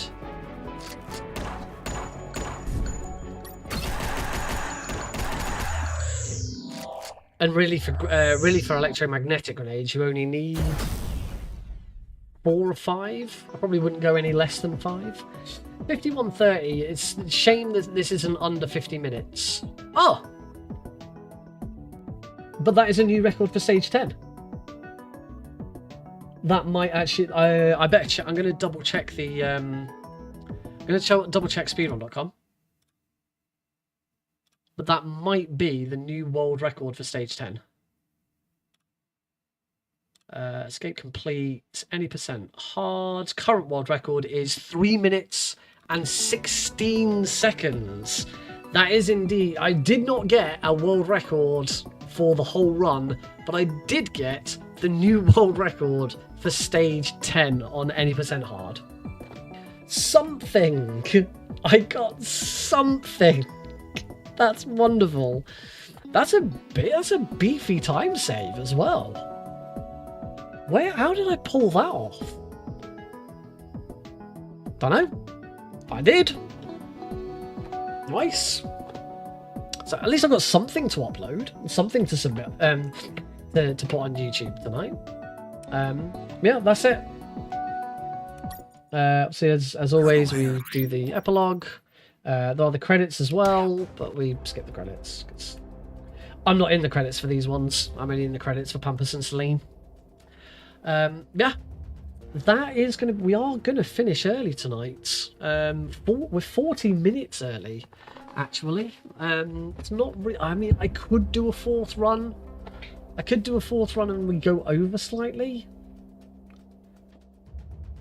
but I don't think I want to do a 4th run. 4 runs in one night is pretty slow. Thank you.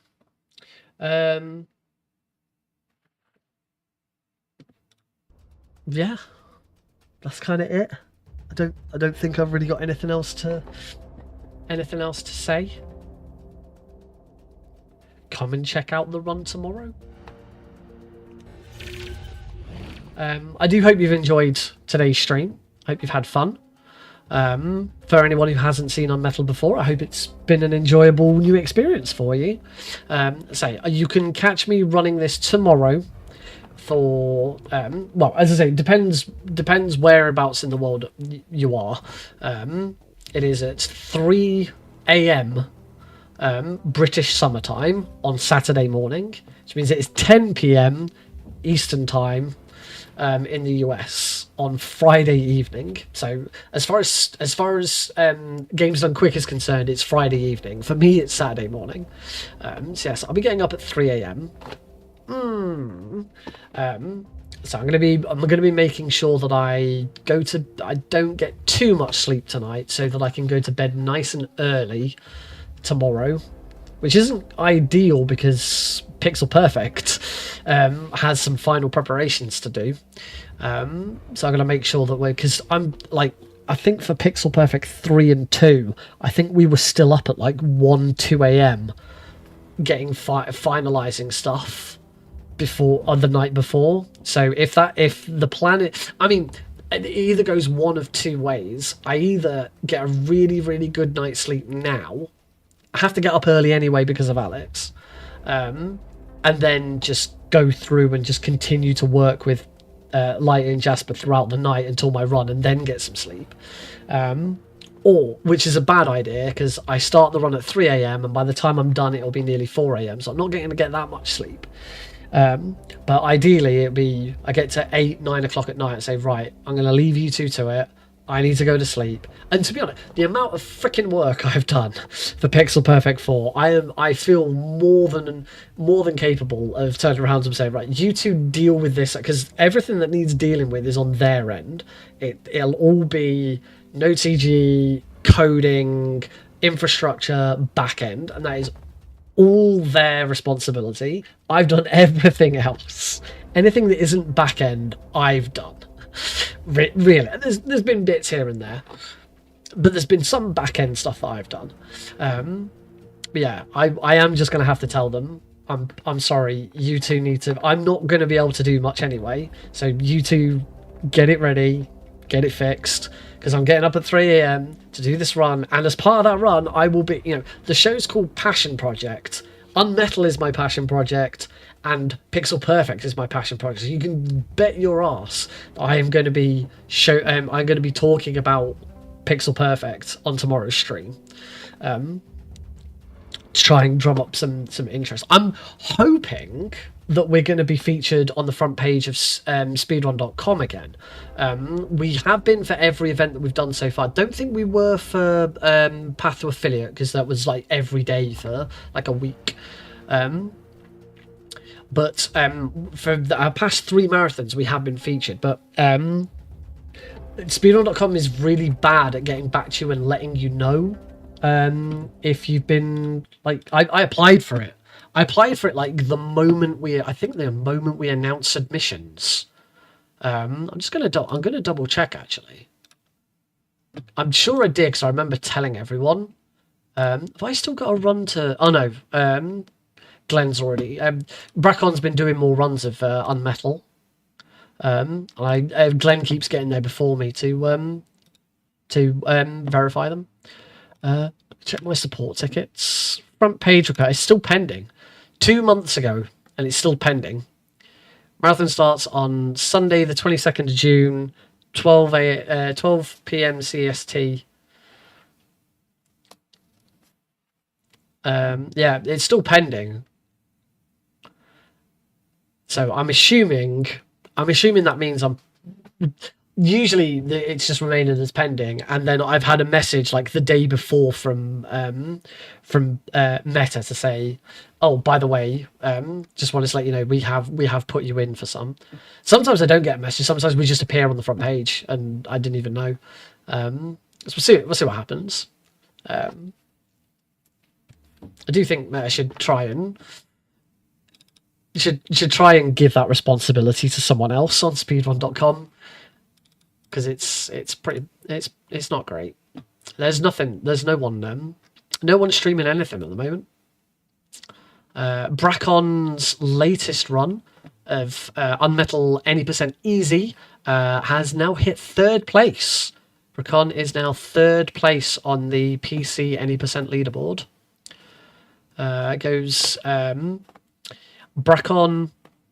Actually, there was another one 1 year ago on patch 1.012. We did have another person submit a run. There's only 4 people have got runs on the leaderboard and under 50 minutes. During when UnMetal was first released, MGSR did an event with UnEpic. This is how I got into it and sort of started to get familiar with people. They did an event called UnMetal Unleashed, where across, I think it was 12 hours. It was I think it was 12 hours. I think it was 4 blocks of 3 hours each. They had a bunch of speedrunners just be on stream and stream the game. It was a maximum of 7 runners at any one time could be on stream at the same time. All streaming to MGSR. Every stream was available. They are all available to watch. If you ever want to just go and have a look.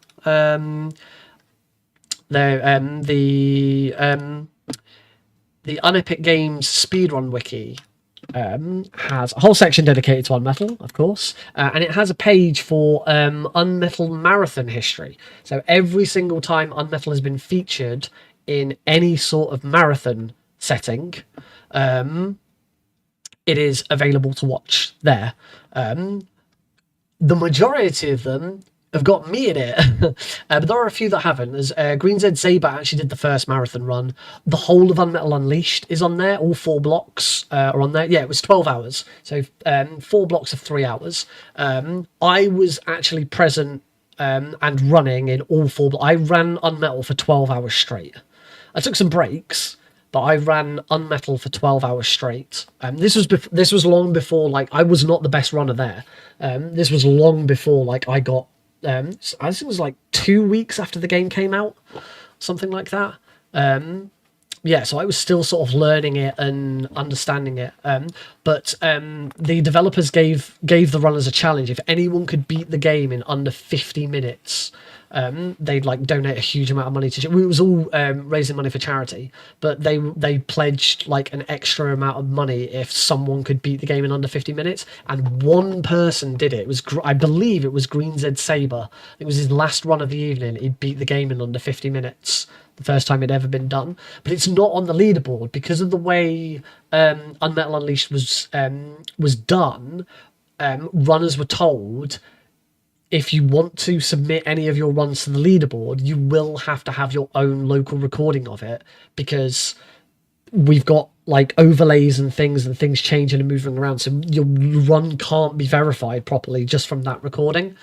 So he did it and he wasn't recording it, and to this it never hit the leaderboard.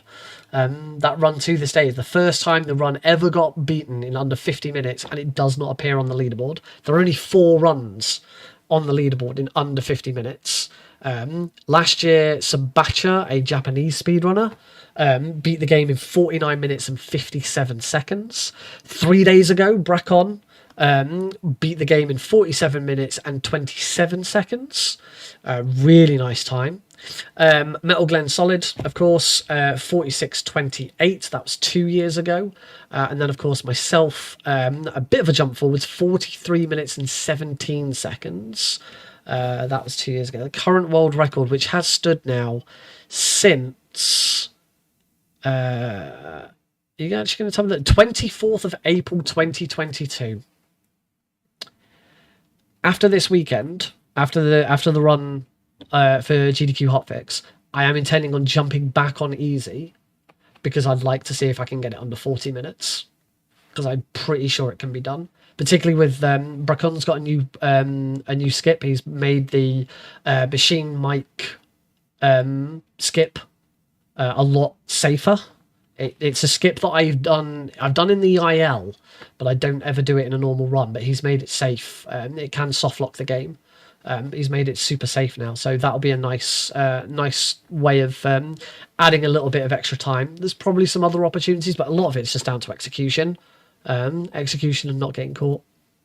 But that's going to be it, folks. I hope you've had fun. I hope you've enjoyed today's stream, and I hope to see some of you. I mean, I won't be looking at chat, but I hope some of you will check out the stream on Saturday morning / Friday evening, again, depending where you are in the world. Thank you very much for watching. See you, if I don't see you then, I hope to see you at Pixel Perfect this weekend, twitch.tv/Pixel Perfect events. Go check it out, give us a follow, and enjoy some of the runs there. It's the first event I'm not running in, which is going to be nice. See you all then, and if not, I'll see you next week. Bye-bye.